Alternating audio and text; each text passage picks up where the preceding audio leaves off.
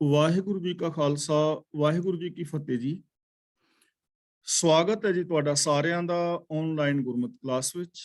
ਜਿਵੇਂ ਕਿ ਆਪ ਸਾਰਿਆਂ ਨੂੰ ਪਤਾ ਹੈ, ਕੁਝ ਦਿਨ ਤੋਂ ਅਸੀਂ ਸਾਰੰਗ ਕੀ ਵਾਰ ਦੀ ਵਿਚਾਰ ਸਾਂਝੀ ਕਰਕੇ ਜੀਵਨ ਜੁਗਤ ਸਿੱਖਣ ਦਾ ਯਤਨ ਕਰ ਰਹੇ ਹਾਂ। ਕੱਲ ਤੱਕ ਅਸੀਂ ਸਾਰੰਗ ਕੀ ਵਾਰ ਦੀਆਂ 14 ਪੌੜੀਆਂ ਦੀ ਵਿਚਾਰ ਸਾਂਝੀ ਕਰ ਚੁੱਕੇ ਹਾਂ। ਅੱਜ ਅਸੀਂ 15ਵੀਂ ਪੌੜੀ ਦੀ ਵਿਚਾਰ ਆਰੰਭ ਕਰਾਂਗੇ। ਇਸ ਪੌੜੀ ਦੇ ਨਾਲ ਪਹਿਲਾ ਸ਼ਲੋਕ ਸਾਹਿਬ ਸ੍ਰੀ ਗੁਰੂ ਨਾਨਕ ਪਾਤਸ਼ਾਹ ਜੀ ਦਾ ਉਚਾਰਨ ਕੀਤਾ ਹੋਇਆ ਹੈ ਔਰ ਆਦਿ ਸ੍ਰੀ ਗੁਰੂ ਗ੍ਰੰਥ ਸਾਹਿਬ ਜੀ ਦੇ ਪਾਵਨ ਅੰਗ 1243 ਤੇ ਅੰਕਿਤ ਹੈ। ਸ਼ਲੋਕ ਮਹਿਲਾ ਪਹਿਲਾ। ਲੱਖ ਸਿਉ ਪ੍ਰੀਤ ਹੋਵੈ ਲੱਖ ਜੀਵਨ, ਕਿਆ ਖੁਸ਼ੀਆਂ ਕਿਆ ਚਾਓ, ਵਿਛੁੜਿਆਂ ਵਿਸ਼ ਹੋਏ ਵਿਛੋੜਾ, ਏਕ ਘੜੀ ਮਹਿ ਜਾਏ। ਤਾਂ ਲੱਖ ਸਿਉ ਪ੍ਰੀਤ ਦਾ ਮਤਲਬ ਲੱਖਾਂ ਦੇ ਨਾਲ ਜੇ ਪਿਆਰ ਹੋਵੇ, ਲੱਖ ਜੀਵਨ ਦਾ ਮਤਲਬ ਲੱਖਾਂ ਵਰਿਆਂ ਦੀ ਜ਼ਿੰਦਗੀ ਹੋਵੇ ਬੜੀ ਲੰਮੀ। ਕਿਆ ਖੁਸ਼ੀਆਂ ਦਾ ਮਤਲਬ ਇੱਥੇ ਹੈਗਾ ਬਹੁਤ ਸਾਰੀਆਂ ਖੁਸ਼ੀਆਂ, ਮੌਜ ਬਹਾਰਾਂ। ਕਿਆ ਚਾਓ ਦਾ ਮਤਲਬ ਬਹੁਤ ਸਾਰੇ ਚਾਅ ਜੇਕਰ ਚੜੇ ਹੋਏ ਹੋਣ, ਖੁਸ਼ੀਆਂ ਤੇ ਚਾਅ ਚੜੇ ਹੋਣ। ਹੁਣ ਇਸ ਸ਼ਲੋਕ ਰਾਹੀਂ ਗੁਰਦੇਵ ਪਾਤਸ਼ਾਹ ਜੀ ਨੇ ਸਾਨੂੰ ਸਮਝਾਇਆ ਕਿ ਜੇਕਰ ਬਾਹਰੀ ਤੌਰ ਤੇ ਬਹੁਤ ਕੁਝ ਖਾਣ ਪੀਣ ਵਾਸਤੇ ਖੁਸ਼ੀ ਆਦਿਕ ਹੋਵੇ, ਪਰ ਜੇ ਅੰਦਰੋਂ ਸੋਚ ਦੇ ਨਾਲੋਂ ਸੱਚ ਵਿਛੜਿਆ ਹੋਇਆ ਹੈ ਜਾਂ ਸੱਚ ਨਾਲੋਂ ਸੋਚ ਟੁੱਟੀ ਹੈ, ਮਾਨਸਿਕਤਾ ਦੇ ਅੰਦਰ ਸੱਚ ਔਰ ਇਨਸਾਨੀਅਤ ਨਹੀਂ ਹੈ, ਤਾਂ ਇਹ ਬਾਹਰ ਦਾ ਜਿਹੜਾ ਸਾਰਾ ਕੁਝ ਖਿਲਾਰਾ ਹੈ, ਇਹ ਇਨਸਾਨ ਦੇ ਅੰਦਰ ਇਨਸਾਨੀਅਤ ਵੀ ਪੈਦਾ ਨਹੀਂ ਕਰੇਗਾ, ਅਸਲੀ ਖੁਸ਼ੀ ਵੀ ਪੈਦਾ ਨਹੀਂ ਕਰੇਗਾ ਔਰ ਆਤਮਿਕ ਮੌਤ ਤੋਂ ਨਹੀਂ ਬਚਾ ਸਕੇਗਾ। ਬੰਦਾ ਆਤਮਿਕ ਮੌਤ ਤੇ ਮਰ ਜਾਏਗਾ।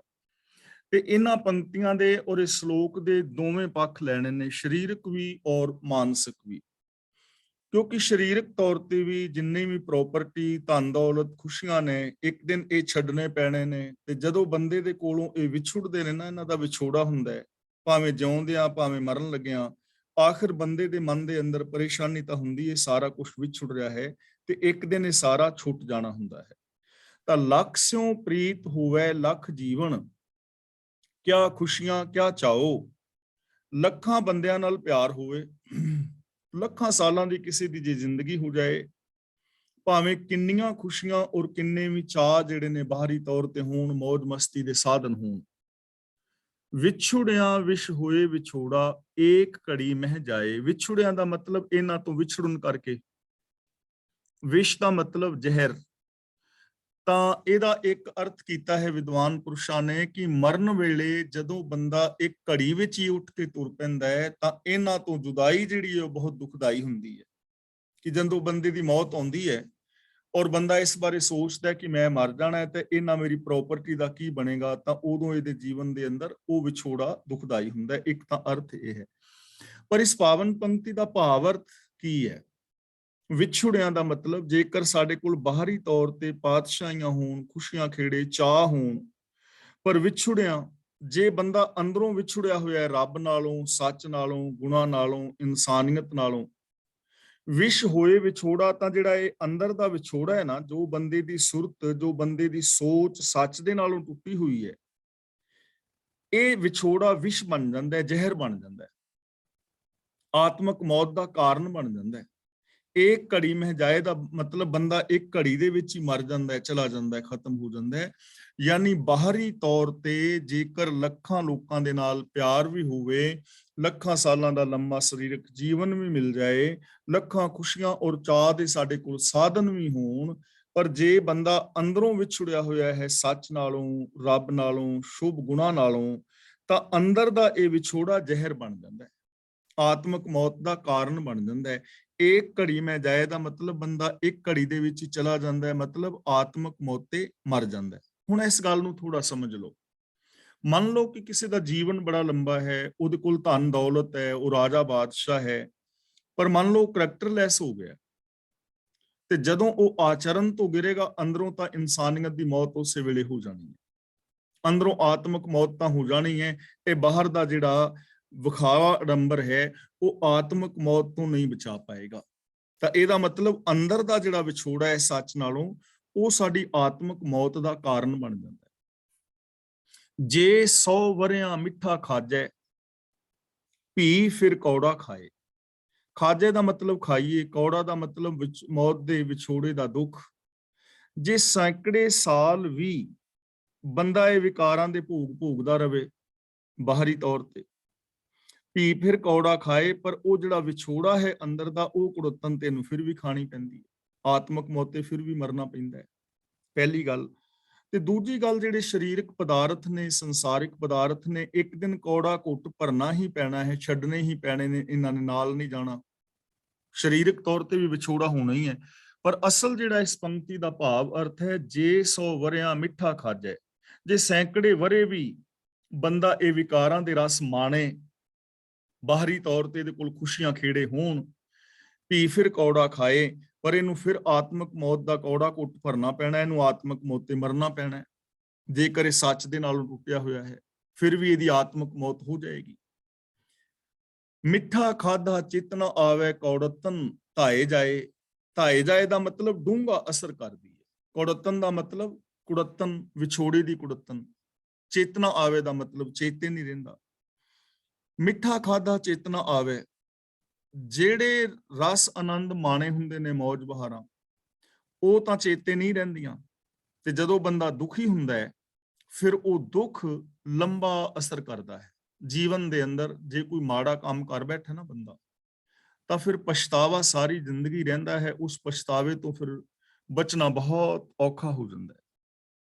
ਔਰ ਦੂਜੇ ਤਾਂ ਸਰੀਰਕ ਤੌਰ ਤੇ ਵੀ ਜੇ ਅਸੀਂ ਲਈਏ, ਤਾਂ ਸਰੀਰਕ ਤੌਰ ਤੇ ਵੀ ਜਿਹੜੇ ਸਾਡੇ ਕੋਲ ਪਦਾਰਥ ਆਦਿਕ ਨੇ, ਇਹ ਤਾਂ ਫਿਰ ਭੁੱਲ ਜਾਂਦੇ ਨੇ ਇਹਨਾਂ ਦੇ ਸੁੱਖ, ਤੇ ਕੁੜੱਤਨ ਜਿਹੜੀ ਹੈ ਉਹ ਡੂੰਘਾ ਅਸਰ ਕਰਦੀ ਹੈ ਜਦੋਂ ਇਹਨਾਂ ਨੂੰ ਛੱਡਣਾ ਪੈਂਦਾ ਹੈ।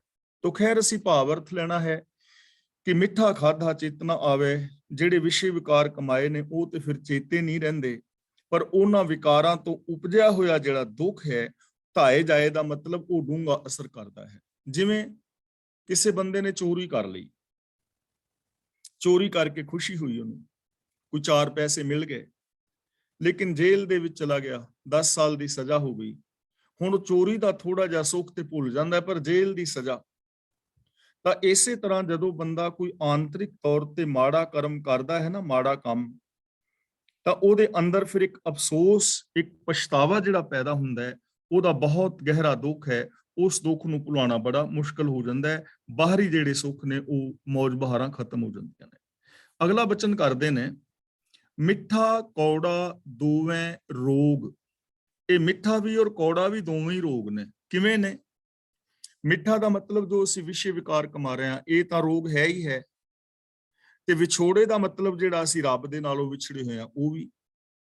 ਯਾਨੀ ਸੰਸਾਰਿਕ ਪਦਾਰਥਾਂ ਨੂੰ, ਵਿਸ਼ੇ ਵਿਕਾਰਾਂ ਨੂੰ ਮਿੱਠਾ ਮੰਨਣਾ, ਇਹ ਵੀ ਜੀਵਨ ਦੇ ਅੰਦਰ ਰੋਗ ਪੈਦਾ ਕਰ ਰਿਹਾ ਹੈ।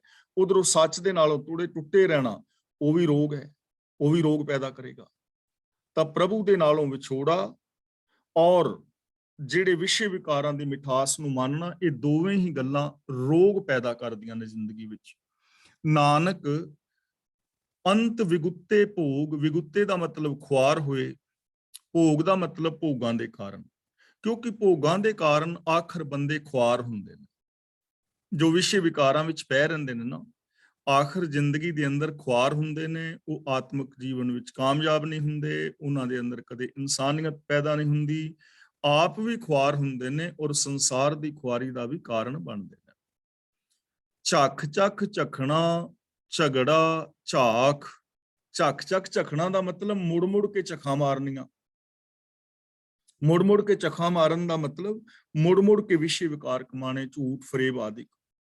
ਝਗੜਾ ਦਾ ਮਤਲਬ ਇੱਕ ਲੰਮਾ ਗੇੜ। ਤਾਂ ਗੁਰੂ ਜੀ ਕਹਿੰਦੇ ਨੇ ਝਖਣਾ ਝਾਖ, ਝਖਾਂ ਮਾਰਨ ਦਾ ਇੱਕ ਲੰਮਾ ਗੇੜ, ਵਿਸ਼ੇ ਵਿਕਾਰ ਕਮਾਉਣ ਦਾ ਇੱਕ ਲੰਮਾ ਗੇੜ ਸ਼ੁਰੂ ਹੋ ਜਾਂਦਾ। ਨਿਤ ਨਿਤ ਵਿਸ਼ੇ ਭੋਗਣ ਦੇ ਨਾਲ ਵਿਸ਼ੇ ਭੋਗਣ ਦਾ ਇੱਕ ਲੰਮਾ ਚਸਕਾ ਪੈਦਾ ਹੋ ਜਾਂਦਾ ਹੈ। ਔਰ ਜਿਨ੍ਹਾਂ ਨੂੰ ਇਹ ਚਸਕਾ ਪੈ ਜਾਏ ਨਾ, ਉਹਨਾਂ ਵਾਸਤੇ ਛੱਡਣਾ ਬੜਾ ਮੁਸ਼ਕਲ ਹੋ ਜਾਂਦਾ ਹੈ। ਆਪਣੀ ਜ਼ਿੰਦਗੀ ਵੱਲ ਦੇਖੋ, ਇੱਕ ਛੋਟੀ ਜੀ ਆਦਤ ਨੂੰ ਜੇ ਅਸੀਂ ਬਦਲਣਾ ਹੋਏ ਤੇ ਕਿੰਨਾ ਔਖਾ ਹੈ। ਸਾਡੇ ਅੰਦਰ ਖਿਝ ਹੈ, ਅਸੀਂ ਛੋਟੀ ਛੋਟੀ ਗੱਲ ਤੋਂ ਖਿਝ ਜਾਂਦੇ ਹਾਂ। ਸਾਨੂੰ ਆਪ ਪਤਾ ਹੈ ਕਿ ਇਹ ਖਿਝਣਾ ਨਹੀਂ ਚਾਹੀਦਾ, ਪਰ ਇਸ ਆਦਤ ਨੂੰ ਛੱਡਣਾ ਕਿੰਨਾ ਔਖਾ ਹੈ।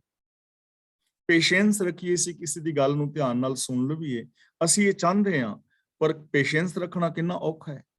ਤਾਂ ਗੁਰੂ ਜੀ ਕਹਿੰਦੇ ਨੇ ਵਿਸ਼ੇ ਵਿਕਾਰਾਂ ਦਾ ਇੱਕ ਲੰਮਾ ਗੇੜ ਬਣ ਜਾਂਦਾ ਹੈ ਔਰ ਇਸ ਚਸਕੇ ਤੋਂ ਫਿਰ ਛੁੱਟਣਾ ਔਖਾ ਹੋ ਜਾਂਦਾ ਹੈ। ਝੱਖ ਝੱਖ ਜਾਹੇ ਚਖੈ ਤਿਨ ਪਾਸ। ਤਾਂ ਝੱਖ ਜਾਹੇ ਦਾ ਮਤਲਬ ਝਖਾ ਮਾਰ ਕੇ, ਵਿਸ਼ੇ ਭੋਗ ਕੇ, ਜਾਹੇ ਦਾ ਮਤਲਬ ਚਲੇ ਜਾਂਦੇ ਨੇ, ਭਾਵ ਆਤਮਕ ਮੌਤੇ ਮਰ ਜਾਂਦੇ ਨੇ। ਝਖੈ ਤਿੰਨ ਪਾਸ, ਝਖੈ ਤਿੰਨ ਪਾਸ ਦਾ ਮਤਲਬ, ਝਖੈ ਦਾ ਮਤਲਬ ਟੱਕਰਾਂ ਮਾਰਦੇ ਨੇ, ਵਾਸ਼ਨਾ ਦੇ ਨਾਲ ਬੱਧੇ ਰਹਿੰਦੇ ਨੇ। ਵਿਸ਼ੇ ਭੋਗ ਕੇ ਲੋਕ ਆਤਮਕ ਮੌਤੇ ਮਰ ਜਾਂਦੇ ਨੇ, ਪਰ ਫਿਰ ਵੀ ਉਹਨਾਂ ਵਿਸ਼ਿਆਂ ਦੇ ਬੱਝੇ ਹੋਏ ਉਹਨਾਂ ਵਿਸ਼ਿਆਂ ਵਿੱਚ ਹੀ ਟੱਕਰਾਂ ਮਾਰਦੇ ਰਹਿੰਦੇ ਨੇ। ਵਿਸ਼ੇ ਭੋਗ ਕੇ ਬੰਦੇ ਆਤਮਕ ਮੌਤੇ ਮਰ ਜਾਂਦੇ ਨੇ, ਲੇਕਿਨ ਉਹਨਾਂ ਵਿਸ਼ੇ ਵਿਕਾਰਾਂ ਦੇ ਵਿੱਚ ਹੀ ਝਖਾ ਮਾਰਦੇ ਨੇ, ਉੱਥੇ ਹੀ ਟੱਕਰਾਂ ਮਾਰਦੇ ਨੇ, ਛੱਡਦੇ ਨਹੀਂ। ਹੁਣ ਇਹਨਾਂ ਗੱਲਾਂ ਨੂੰ ਥੋੜਾ ਜਿਹਾ ਸਮਾਜ ਵੱਲ ਵੇਖ ਕੇ ਪਰਖੋ। ਘਰਾਂ ਦੇ ਵਿੱਚ ਨਿੱਕੇ ਮੋਟੇ ਕਲੇਸ਼ ਨੇ ਨਾ, ਚਾਹੇ ਉਹ ਪਤੀ ਪਤਨੀ ਦਾ ਹੈ, ਨੂੰਹ ਸੱਸ ਦਾ, ਭੈਣ ਭਰਾਵਾਂ ਦਾ, ਕਿਸੇ ਦਾ ਵੀ, ਨਿੱਕੀਆਂ ਨਿੱਕੀਆਂ ਗੱਲਾਂ ਤੋਂ ਝਗੜੇ ਕਰ ਕਰਕੇ ਘਰ ਤੋੜ ਲੈਣੇ, ਲੇਕਿਨ ਉਹ ਆਦਤਾਂ ਨਹੀਂ ਬਦਲਣੀਆਂ, ਉਹਨਾਂ ਆਦਤਾਂ ਦੇ ਵਿੱਚ ਫਿਰ ਫਸੇ ਹੋਏ। ਸ਼ਰਾਬ ਪੀ ਕੇ ਲੋਕਾਂ ਨੇ ਆਪਣੀਆਂ ਕਿਡਨੀਆਂ ਗਵਾ ਲਈਆਂ ਨੇ, ਲੇਕਿਨ ਸ਼ਰਾਬ ਨੂੰ ਛੱਡਣਾ ਨਹੀਂ ਚਾਹੁੰਦੇ। ਚੁਗਲੀਆਂ ਕਰ ਕਰਕੇ ਆਪਣੀ ਜ਼ਿੰਦਗੀ ਖਰਾਬ ਕਰ ਲਈਏ, ਲੇਕਿਨ ਇਹ ਆਦਤ ਨਹੀਂ ਛੱਡਦੇ ਪਏ।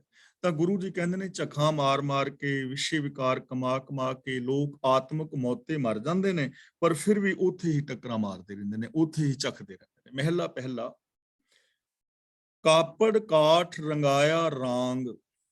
ਕਾਪੜ ਦਾ ਮਤਲਬ ਕੱਪੜਾ, ਕਾਠ ਦਾ ਮਤਲਬ ਲੱਕੜ ਦਾ ਸਮਾਨ। ਕਾਪੜ ਕਾਠ ਦਾ ਮਤਲਬ ਕੱਪੜੇ ਔਰ ਲੱਕੜ ਦਾ ਸਮਾਨ। ਰੰਗ ਦੇ ਨਾਲ ਰੰਗਾ ਲਿਆ, ਰੰਗਾਇਆ ਰਾਂਗ ਦਾ ਮਤਲਬ ਰੰਗ ਦੇ ਨਾਲ ਰੰਗਾ ਲਿਆ।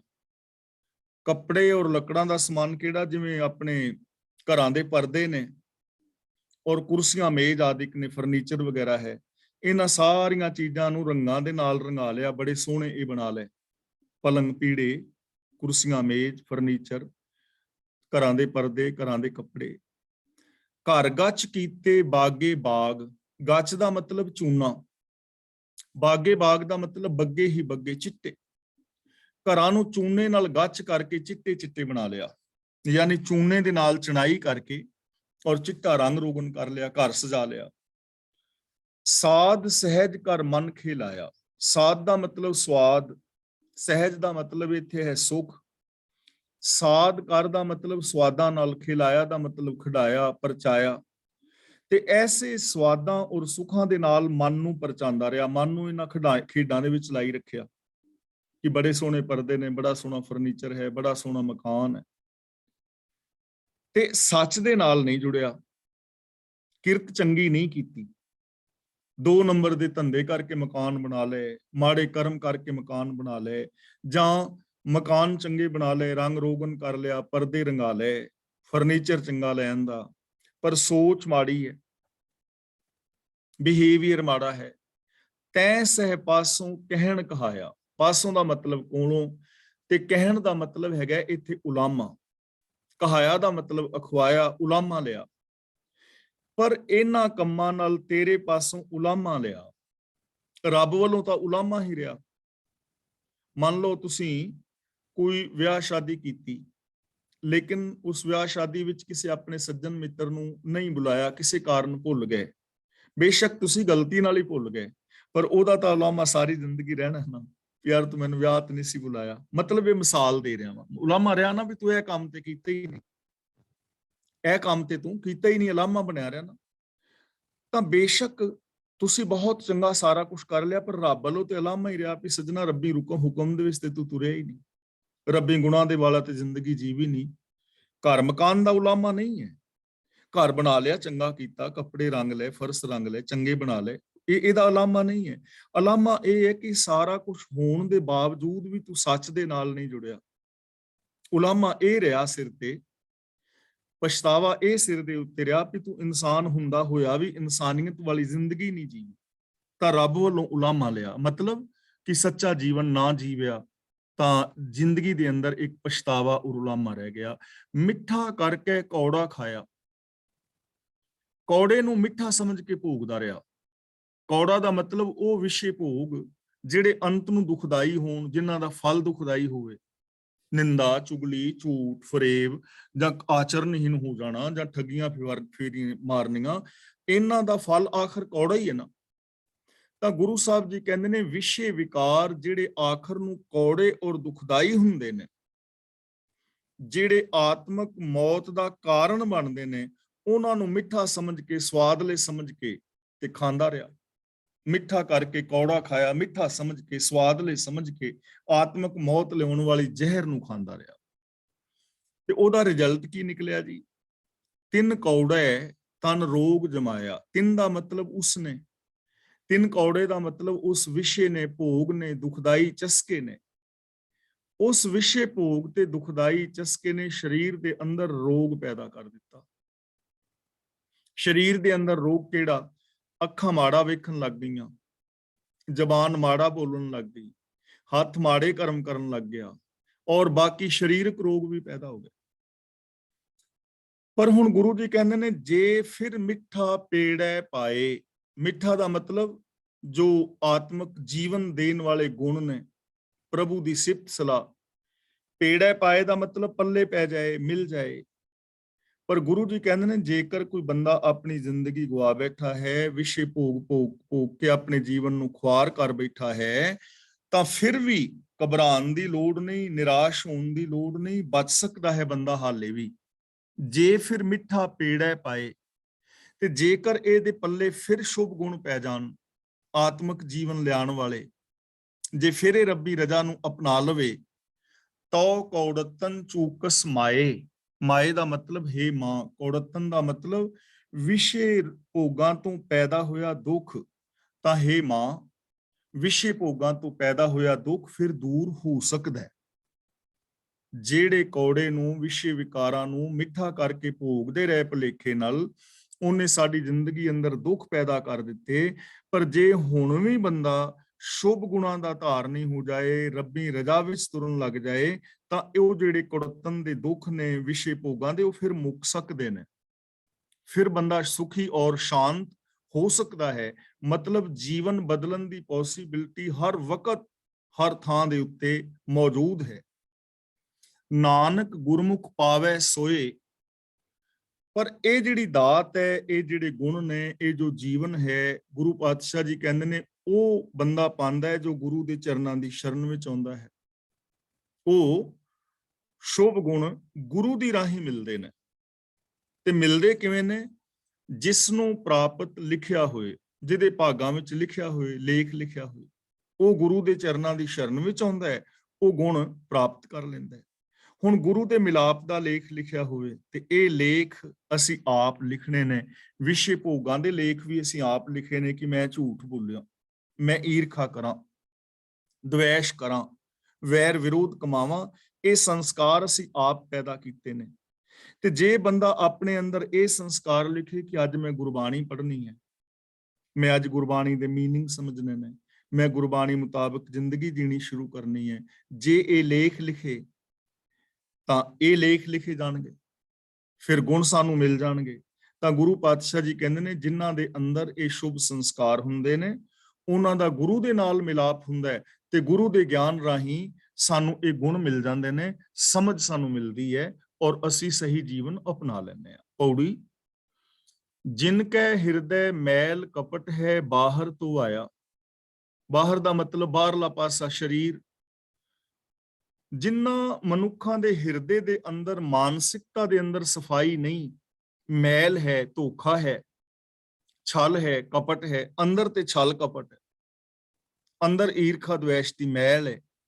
ਬਾਹਰ ਤੋਂ ਆਇਆ, ਪਰ ਬਾਹਰੋਂ ਉਹਨਾਂ ਨੇ ਸਰੀਰ ਨੂੰ ਧੋਤਾ ਹੋਇਆ ਹੈ, ਬਾਹਰੋਂ ਸਰੀਰ ਨੂੰ ਧੋ ਕੇ ਰੱਖਦੇ ਨੇ, ਤੀਰਥਾਂ ਤੇ ਇਸ਼ਨਾਨ ਕਰਨ ਜਾਂਦੇ ਨੇ, ਉੱਥੇ ਡੁਬਕੀਆਂ ਲਾਉਂਦੇ ਨੇ, ਕੱਪੜੇ ਬੜੇ ਚਿੱਟੇ ਪਾਏ ਨੇ, ਬਾਹਰੀ ਤੌਰ ਤੇ ਪਰਫਿਊਮ ਵਗੈਰਾ ਲਗਾ ਕੇ ਰੱਖਿਆ ਹੈ, ਚੰਦਨ ਦੇ ਤਿਲਕ ਲਗਾਏ ਨੇ, ਬਾਹਰੀ ਤੌਰ ਤੇ ਧਾਰਮਿਕ ਪਹਿਨਾਵਾ ਪਹਿਨਿਆ ਹੈ, ਐਨ ਲਿਸ਼ਕੇ ਪੁਸ਼ਕੇ ਨੇ, ਲੇਕਿਨ ਅੰਦਰ ਕਪਟ, ਅੰਦਰ ਛਲ, ਅੰਦਰ ਮੈਲ। ਕੂੜ ਕਪਟ ਕਮਾਮ ਦੇ, ਕੂੜ ਪ੍ਰਗਟੀ ਆਇਆ। ਪ੍ਰਗਟੀ ਆਇਆ ਦਾ ਮਤਲਬ ਉਗੜ ਪੈਂਦਾ ਹੈ।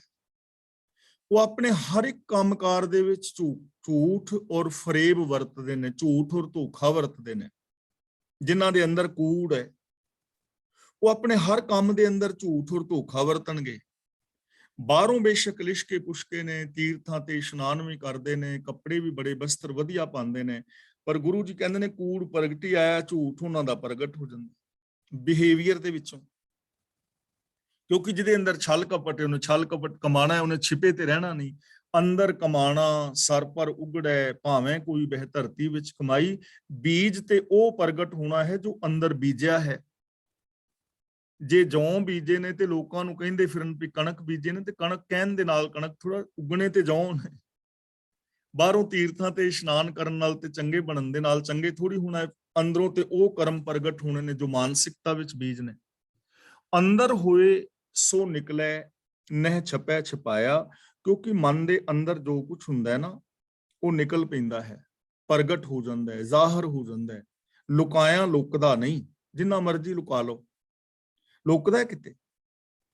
ਬਿਲਕੁਲ ਵੀ ਨਹੀਂ ਲੁਕਦਾ। ਅਸੀਂ ਜਿੰਨੇ ਮਰਜ਼ੀ ਬੀਬੇ ਰਾਣੇ ਬਣੀਏ, ਛੋਟੀਆਂ ਮੋਟੀਆਂ ਇੱਕ ਦੋ ਗੱਲਾਂ ਹੋਣ ਦੇ ਨਾਲ ਅਸੀਂ ਭੜਕ ਪੈਂਦੇ ਹਾਂ, ਟੋਨ ਸਾਡੀ ਉੱਚੀ ਹੋ ਜਾਂਦੀ ਹੈ, ਅਸੀਂ ਲੜਾਈ ਤੇ ਉਤਾਰੂ ਹੋ ਜਾਂਦੇ ਹਾਂ। ਆਮ ਬੰਦੇ ਦੀ ਕੰਡੀਸ਼ਨ ਹੈ ਨਾ।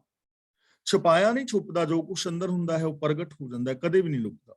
ਨਾ ਚੰਗਾ ਲੁਕਦਾ ਨਾ ਮਾੜਾ ਲੁਕਦਾ। ਕੂੜੇ ਲਾਲਚ ਲੱਗਿਆ ਫਿਰ ਜੂਨੀ ਪਾਇਆ। ਲਾਲਚ ਦਾ ਮਤਲਬ ਲਾਲਚ ਵਿੱਚ, ਜੂਨੀ ਦਾ ਮਤਲਬ ਬੋਲ ਕੇ ਦੱਸੋਗੇ? ਅਨਮਿਊਟ ਰਹੋ, ਲੇਕਿਨ ਬੋਲ ਕੇ ਮੈਨੂੰ ਪਤਾ ਲੱਗ ਜਾਏਗਾ ਬੋਲ ਰਹੇ ਹੋ ਤੁਸੀਂ। ਜੂਨੀ ਦਾ ਮਤਲਬ ਪਸ਼ੂ ਬਿਰਤੀਆਂ। ਜੂਨੀ ਦਾ ਮਤਲਬ ਪਸ਼ੂ ਬਿਰਤੀਆਂ। ਤਾਂ ਝੂਠੇ ਲਾਲਚ ਵਿੱਚ ਲੱਗਣ ਦਾ ਸਿੱਟਾ ਇਹ ਨਿਕਲਦਾ ਹੈ ਕਿ ਮਨੁੱਖ ਮੁੜ ਮੁੜ ਕੇ ਪਸ਼ੂ ਬਿਰਤੀਆਂ ਵਿੱਚ ਪਿਆ ਰਹਿੰਦਾ। ਇਹਦੇ ਅੰਦਰ ਪਸ਼ੂ ਬਿਰਤੀਆਂ ਪੈਦਾ ਹੋ ਜਾਂਦੀਆਂ ਨੇ। ਝੂਠ ਔਰ ਲਾਲਚ ਕਰਨ ਦੇ ਨਾਲ ਕਿੰਨੀਆਂ ਪਸ਼ੂ ਬਿਰਤੀਆਂ ਭੋਗਦਾ ਹੈ, ਕਿੰਨੀਆਂ ਇਹਦੇ ਅੰਦਰ ਵਿਚਾਰਾਂ ਪੈਦਾ ਹੁੰਦੀਆਂ ਨੇ। ਜਦੋਂ ਇਹ ਲੋਭ ਲਾਲਚ ਕਰਦਾ ਹੈ, ਉਦੋਂ ਇਹਦੇ ਅੰਦਰ ਕੁੱਤੇ ਵਾਲੀ ਬਿਰਤੀ ਪੈਦਾ ਹੋ ਜਾਂਦੀ ਹੈ। ਲੋਭ ਲਹਿਰ ਸਭ ਸਵਾਨ ਹਲਕ ਹੈ, ਹਲਕਿਓ ਸਭੇ ਵਿਗਾਰੇ। ਜਦੋਂ ਇਹ ਹੰਕਾਰ ਕਰਦਾ ਹੈ, ਇਹਦੇ ਅੰਦਰ ਹਾਥੀ ਵਾਲੀ ਬਿਰਤੀ ਪੈਦਾ ਹੋ ਜਾਂਦੀ ਹੈ, ਮਨ ਤੋਂ ਮੈਗਲ ਹੋਏ ਰਹੇ। ਜਦੋਂ ਇਹ ਅਮੋੜ ਵਰਤਦਾ ਹੈ ਤਾਂ ਉਦੋਂ ਇਹਦੇ ਅੰਦਰ ਝੋਟੇ ਵਾਲੀ ਬਿਰਤੀ ਹੁੰਦੀ ਹੈ, ਮਾਤਾ ਭੈਂਸਾ ਅਮੂਹਾਂ ਜਾਏ। ਜਦੋਂ ਇਹ ਗੁਰੂ ਗਿਆਨ ਤੋਂ ਸਖਣਾ ਵਰਤਦਾ ਹੈ ਤਾਂ ਉਦੋਂ ਇਹ ਕਾਂ ਕੁੱਤੇ ਔਰ ਸੱਪਾਂ ਵਾਲੀ ਬਿਰਤੀ ਵਿੱਚ ਜੀ ਰਿਹਾ ਹੁੰਦਾ ਹੈ। ਗੁਰਮੰਤਰਹੀਣस्य ਜੋ ਪ੍ਰਾਣੀ, ਤ੍ਰਿਗੰਤ ਜਨਮ ਪ੍ਰਸ਼ਟਣੈ, ਕੂਕਰੈ ਸੂਕਰੈ ਗਰਦਬੈ, ਕਾਕੈ ਸਰਪਨੈ ਤੁਲ ਖਲੇ। ਤਾਂ ਝੂਠੇ ਲਾਲਚ ਵਿੱਚ ਲੱਗਣ ਦੇ ਨਾਲ ਬੰਦਾ ਮੁੜ ਮੁੜ ਪਸ਼ੂ ਬਿਰਤੀਆਂ ਵਿੱਚ ਪੈਂਦਾ ਹੈ। ਨਾਨਕ ਜੋ ਬੀਜੈ ਸੋ ਖਾਵਣਾ, ਕਰਤੈ ਲਿਖ ਪਾਇਆ। ਕਰਤੇ ਲਿਖ ਪਾਇਆ ਦਾ ਮਤਲਬ ਇਹ ਕਰਤੇ ਦਾ ਹੁਕਮ ਹੈ, ਲਿਖ ਕੇ ਪਾਇਆ ਦਾ ਮਤਲਬ ਹੁਕਮ ਹੈ। ਹੁਕਮ ਰਜ਼ਾਈ ਚਲਣਾ ਨਾਨਕ ਲਿਖਿਆ ਨਾਲ। ਲਿਖ ਪਾਇਆ ਦਾ ਮਤਲਬ ਹੁਕਮ ਬਣਾ ਦਿੱਤਾ ਹੈ, ਸਿਸਟਮ ਬਣਾ ਦਿੱਤਾ ਹੈ। ਕੁਦਰਤ ਦਾ ਇਹ ਨਿਯਮ ਹੈ, ਬਜਵਾਂ ਨੇਮ ਹੈ। ਕਰਤੇ ਦੇ ਕੁਦਰਤ ਦਾ ਇਹ ਬਜਵਾਂ ਨੇਮ ਰੱਬ ਨੇ ਬਣਾ ਦਿੱਤਾ ਹੈ ਕਿ ਜੋ ਬੀਜੈ ਸੋ ਖਾਵਣਾ। ਜੋ ਬੀਜੇਗਾ ਉਹ ਖਾਣਾ ਪਏਗਾ, ਉਹਨੂੰ ਖਾਣਾ ਪਏਗਾ। ਜੋ ਬੀਜੇਗਾ ਉਹਨੂੰ ਖਾਣਾ ਪਏਗਾ। ਕਰਤੇ ਨੇ ਲਿਖ ਕੇ ਪਾਇਆ ਹੋਇਆ। ਲਿਖ ਕੇ ਪਾਉਣ ਦਾ ਮਤਲਬ ਕਿ ਰੱਬ ਨੇ ਇੱਕ ਸਿਸਟਮ ਬਣਾ ਦਿੱਤਾ ਹੈ, ਕੁਦਰਤ ਦਾ ਇੱਕ ਬਜਵਾਂ ਨੇਮ ਹੈ ਕਿ ਜੋ ਬੀਜੋਗੇ ਉਹੀ ਖਾਓਗੇ। ਜਿਹਾ ਬੀਜੈ ਸੋ ਲੁਣੈ, ਕਰਮਾ ਸੰਦੜਾ ਖੇਤ। ਜੋ ਪਾਵੇ ਭਾਂਡੇ ਵਿੱਚ ਵਸਤ ਸਾ ਨਿਕਲੇ, ਕਿਆ ਕੋਈ ਕਰੇ ਵਿਚਾਰਾ। ਜੈਸੀ ਇਨਪੁਟ ਹੋਏਗੀ ਵੈਸੀ ਆਉਟਪੁੱਟ ਆਏਗੀ। ਇਹ ਰੱਬੀ ਹੁਕਮ ਹੈ। ਸ਼ਲੋਕ ਮਹਿਲਾ ਦੂਜਾ। ਕਥਾ ਕਹਾਣੀ ਬੇਦੀ ਆਣੀ, ਪਾਪ ਪੁੰਨ ਵਿਚਾਰ। ਜੋ ਸ਼੍ਰੋਮਣੀ ਕਮੇਟੀ ਵੱਲੋਂ 4 ਪੋਥੀਆਂ ਸ਼ਬਦਾਰਥੀ ਵਿਦਵਾਨਾਂ ਨੇ ਛਾਪੀਆਂ ਨੇ, ਗੁਰੂ ਗ੍ਰੰਥ ਸਾਹਿਬ ਜੀ ਦੀਆਂ 4 ਪੋਥੀਆਂ, ਜਿਨ੍ਹਾਂ ਵਿੱਚ ਇੱਕ ਪਾਸੇ ਗੁਰਬਾਣੀ ਲਿਖੀ ਹੈ, ਦੂਜੇ ਪਾਸੇ ਔਖੇ ਸ਼ਬਦਾਂ ਦੇ ਅਰਥ ਔਰ ਫੁੱਟਨੋਟ ਦਿੱਤੇ ਹੋਏ ਨੇ। ਤਾਂ ਸ਼ਬਦਾਰਥੀ ਵਿਦਵਾਨ ਜੋ ਨੇ ਉਹ ਲਿਖ ਰਹੇ ਨੇ ਕਿ ਜੋ ਵੇਦਾਂ ਨੇ ਲਿਆਂਦੀ ਸੰਸਾਰ ਵਿੱਚ, ਵੇਦਾਂ ਦੀਆਂ ਦਸੀਆਂ ਕਥਾ ਕਹਾਣੀਆਂ ਵਿੱਚ ਤਾਂ ਪੁੰਨ ਪਾਪ ਨੂੰ ਵਿਚਾਰਿਆ ਹੁੰਦਾ ਹੈ ਤੇ ਦੱਸਿਆ ਹੁੰਦਾ ਹੈ ਕਿ ਕਿਵੇਂ ਮਨੁੱਖ ਦਿੱਤਾ ਲੈਂਦੇ ਤੇ ਲੀਤਾ ਦਿੰਦੇ ਨੇ, ਕਰਮਾਂ ਅਨੁਸਾਰ ਨਰਕ ਸੁਰਗ ਵਿੱਚ ਵਾਸਾ ਮਿਲਦਾ ਹੈ। ਨਾਲੇ ਇਹਨਾਂ ਦੇ ਪੜਨ ਨਾਲ ਲੋਕੀ ਉੱਚੀਆਂ ਤੇ ਨੀਵੀਆਂ ਜਾਤਾਂ ਅਤੇ ਕਈ ਕਿਸਮਾਂ ਦੇ ਭਰਮ ਵਿੱਚ ਭਟਕਦੇ ਨੇ। ਤਾਂ ਇਹਨਾਂ ਗੱਲਾਂ ਤੋਂ ਉੱਚੀ ਗੱਲ ਕੋਈ ਦੱਸੀ ਨਹੀਂ ਹੁੰਦੀ, ਇਹ ਇਹਨਾਂ ਵਿਦਵਾਨਾਂ ਨੇ ਲਿਖਿਆ ਹੈ। ਭਾਈ ਸਾਹਿਬ ਸਿੰਘ ਜੀ ਜੋ ਅਰਥ ਕਰ ਰਹੇ ਨੇ, ਮੈਂ ਸੇਮ ਆਪ ਨੂੰ ਉਹ ਹੁਣ ਪੜ੍ਹ ਕੇ ਸੁਣਾ ਰਿਹਾ। ਵੇਦੀ ਦਾ ਮਤਲਬ ਵੇਦਾਂ ਨੇ, ਆਣੀ ਦਾ ਮਤਲਬ ਲਿਆਂਦੀ, ਕਥਾ ਕਹਾਣੀ ਦਾ ਮਤਲਬ ਸਿੱਖਿਆ ਤਾਲੀਮ, ਪਾਪ ਪੁੰਨ ਵਿਚਾਰ ਦਾ ਮਤਲਬ ਇਹ ਵਿਚਾਰ ਕਿ ਪਾਪ ਕੀ ਹੈ ਤੇ ਪੁੰਨ ਕੀ ਹੈ। ਕਥਾ ਕਹਾਣੀ ਵੇਦੀ ਆਣੀ, ਪਾਪ ਪੁੰਨ ਵਿਚਾਰ। ਭਾਈ ਸਾਹਿਬ ਸਿੰਘ ਜੀ ਇਸ ਦਾ ਅਰਥ ਕਰਦੇ ਨੇ ਜੋ ਤਾਲੀਮ ਵੇਦਾਂ ਨੇ ਲਿਆਂਦੀ, ਯਾਨੀ ਵੇਦਾਂ ਨੇ ਜੋ ਤਾਲੀਮ ਦਿੱਤੀ, ਉਸ ਵਿੱਚ ਇਹ ਵਿਚਾਰ ਹੈ ਕਿ ਪਾਪ ਕੀ ਹੈ ਅਤੇ ਪੁੰਨ ਕੀ ਹੈ। ਪਾਪ ਪੁੰਨ ਵਿਚਾਰ ਦਾ ਮਤਲਬ ਪੁੰਨ ਔਰ ਪਾਪ ਦੀ ਵਿਚਾਰ ਕੀਤੀ ਗਈ ਕਿ ਪੁੰਨ ਕੀ ਹੈ ਔਰ ਪਾਪ ਕੀ ਹੈ। ਦੇ ਦੇ ਲੈਣਾ, ਲੈ ਲੈ ਦੇਣਾ, ਨਰਕ ਸੁਰਗ ਅਵਤਾਰ। ਭਾਈ ਸਾਹਿਬ ਲਿਖਦੇ ਨੇ ਦੇ ਲੈਣਾ ਦਾ ਮਤਲਬ ਆਪ ਹੱਥੋਂ ਦੇ ਕੇ ਹੀ ਲਈਦਾ, ਭਾਵ ਕਿ ਆਪਣਾ ਦਿੱਤਾ ਹੀ ਲਈਦਾ। ਲੈ ਲੈ ਦੇਣਾ, ਜੋ ਕਿਸੇ ਪਾਸੋਂ ਲੈਂਦੇ ਹਾਂ ਉਹ ਮੋੜਨਾ ਪਵੇਗਾ। ਨਰਕ ਦਾ ਮਤਲਬ ਨਰਕ ਵਿੱਚ, ਅਵਤਾਰ ਦਾ ਮਤਲਬ ਜੰਮਣਾ, ਥਾਂ ਮਿਲਣੀ। ਤਾਂ ਭਾਈ ਸਾਹਿਬ ਸਿੰਘ ਜੀ ਲਿਖ ਰਹੇ ਨੇ ਕਿ ਉਹਨਾਂ ਨੇ ਇਹ ਦੱਸਿਆ ਵੇਦਾਂ ਨੇ ਕਿ ਦੇ ਕੇ ਹੀ ਮੁੜ ਲਈਦਾ, ਤੇ ਜੋ ਕੁਝ ਕਿਸੇ ਤੋਂ ਲੈਂਦੇ ਹਾਂ ਉਹ ਅਗਲੇ ਜਨਮ ਵਿੱਚ ਮੋੜੀਦਾ। ਆਪਣੇ ਕੀਤੇ ਕਰਮਾਂ ਅਨੁਸਾਰ ਨਰਕ ਵਿੱਚ ਜਾਂ ਸਵਰਗ ਦੇ ਵਿੱਚ ਅਪੜੀਦਾ ਹੈ। ਇਹ ਵਿਚਾਰ ਵੇਦਾਂ ਨੇ ਦਿੱਤੀ ਹੈ, ਇਹ ਖਾਸ ਖਿਆਲ ਰੱਖਣਾ ਹੈ। ਗੁਰੂ ਨਾਨਕ ਦੇਵ ਦੀ ਨਹੀਂ, ਵੇਦਾਂ ਦੀ ਵਿਚਾਰ ਉਹਨਾਂ ਨੇ ਦਿੱਤੀ ਹੈ, ਜੋ ਭਾਈ ਸਾਹਿਬ ਸਿੰਘ ਜੀ ਲਿਖ ਰਹੇ ਨੇ। ਉੱਤਮ ਮੱਧਮ ਜਾਤੀ ਜਿਨਸੀ ਭਰਮ ਭਵੈ ਸੰਸਾਰ। ਮੱਧਮ ਦਾ ਮਤਲਬ ਨੀਵਾਂ, ਜਾਤੀ ਜਿਨਸੀ ਭਰਮ ਦਾ ਮਤਲਬ ਜਾਤਾਂ ਔਰ ਕਿਸਮਾਂ ਦੇ ਭਰਮ ਵਿੱਚ। ਇਸ ਤਾਲੀਮ ਅਨੁਸਾਰ, ਇਸ ਸਿੱਖਿਆ ਅਨੁਸਾਰ ਦੁਨੀਆ ਉੱਚੀਆਂ ਨੀਵੀਆਂ ਜਾਤਾਂ ਤੇ ਕਿਸਮਾਂ ਦੇ ਵਹਿਮਾਂ ਦੇ ਅੰਦਰ ਖੁਆਰ ਹੋ ਰਹੀ ਹੈ। ਜੋ ਇਹ ਸਿੱਖਿਆ ਮਿਲੀ ਕਿ ਕੋਈ ਉੱਚੀ ਜਾਤ ਦਾ, ਕੋਈ ਨੀਵੀਂ ਜਾਤ ਦਾ, ਇਹਨਾਂ ਦੇ ਵਿੱਚ ਲੋਕ ਖੁਆਰ ਹੋ ਰਹੇ ਨੇ, ਇਹ ਤਾਲੀਮ ਮਿਲੀ।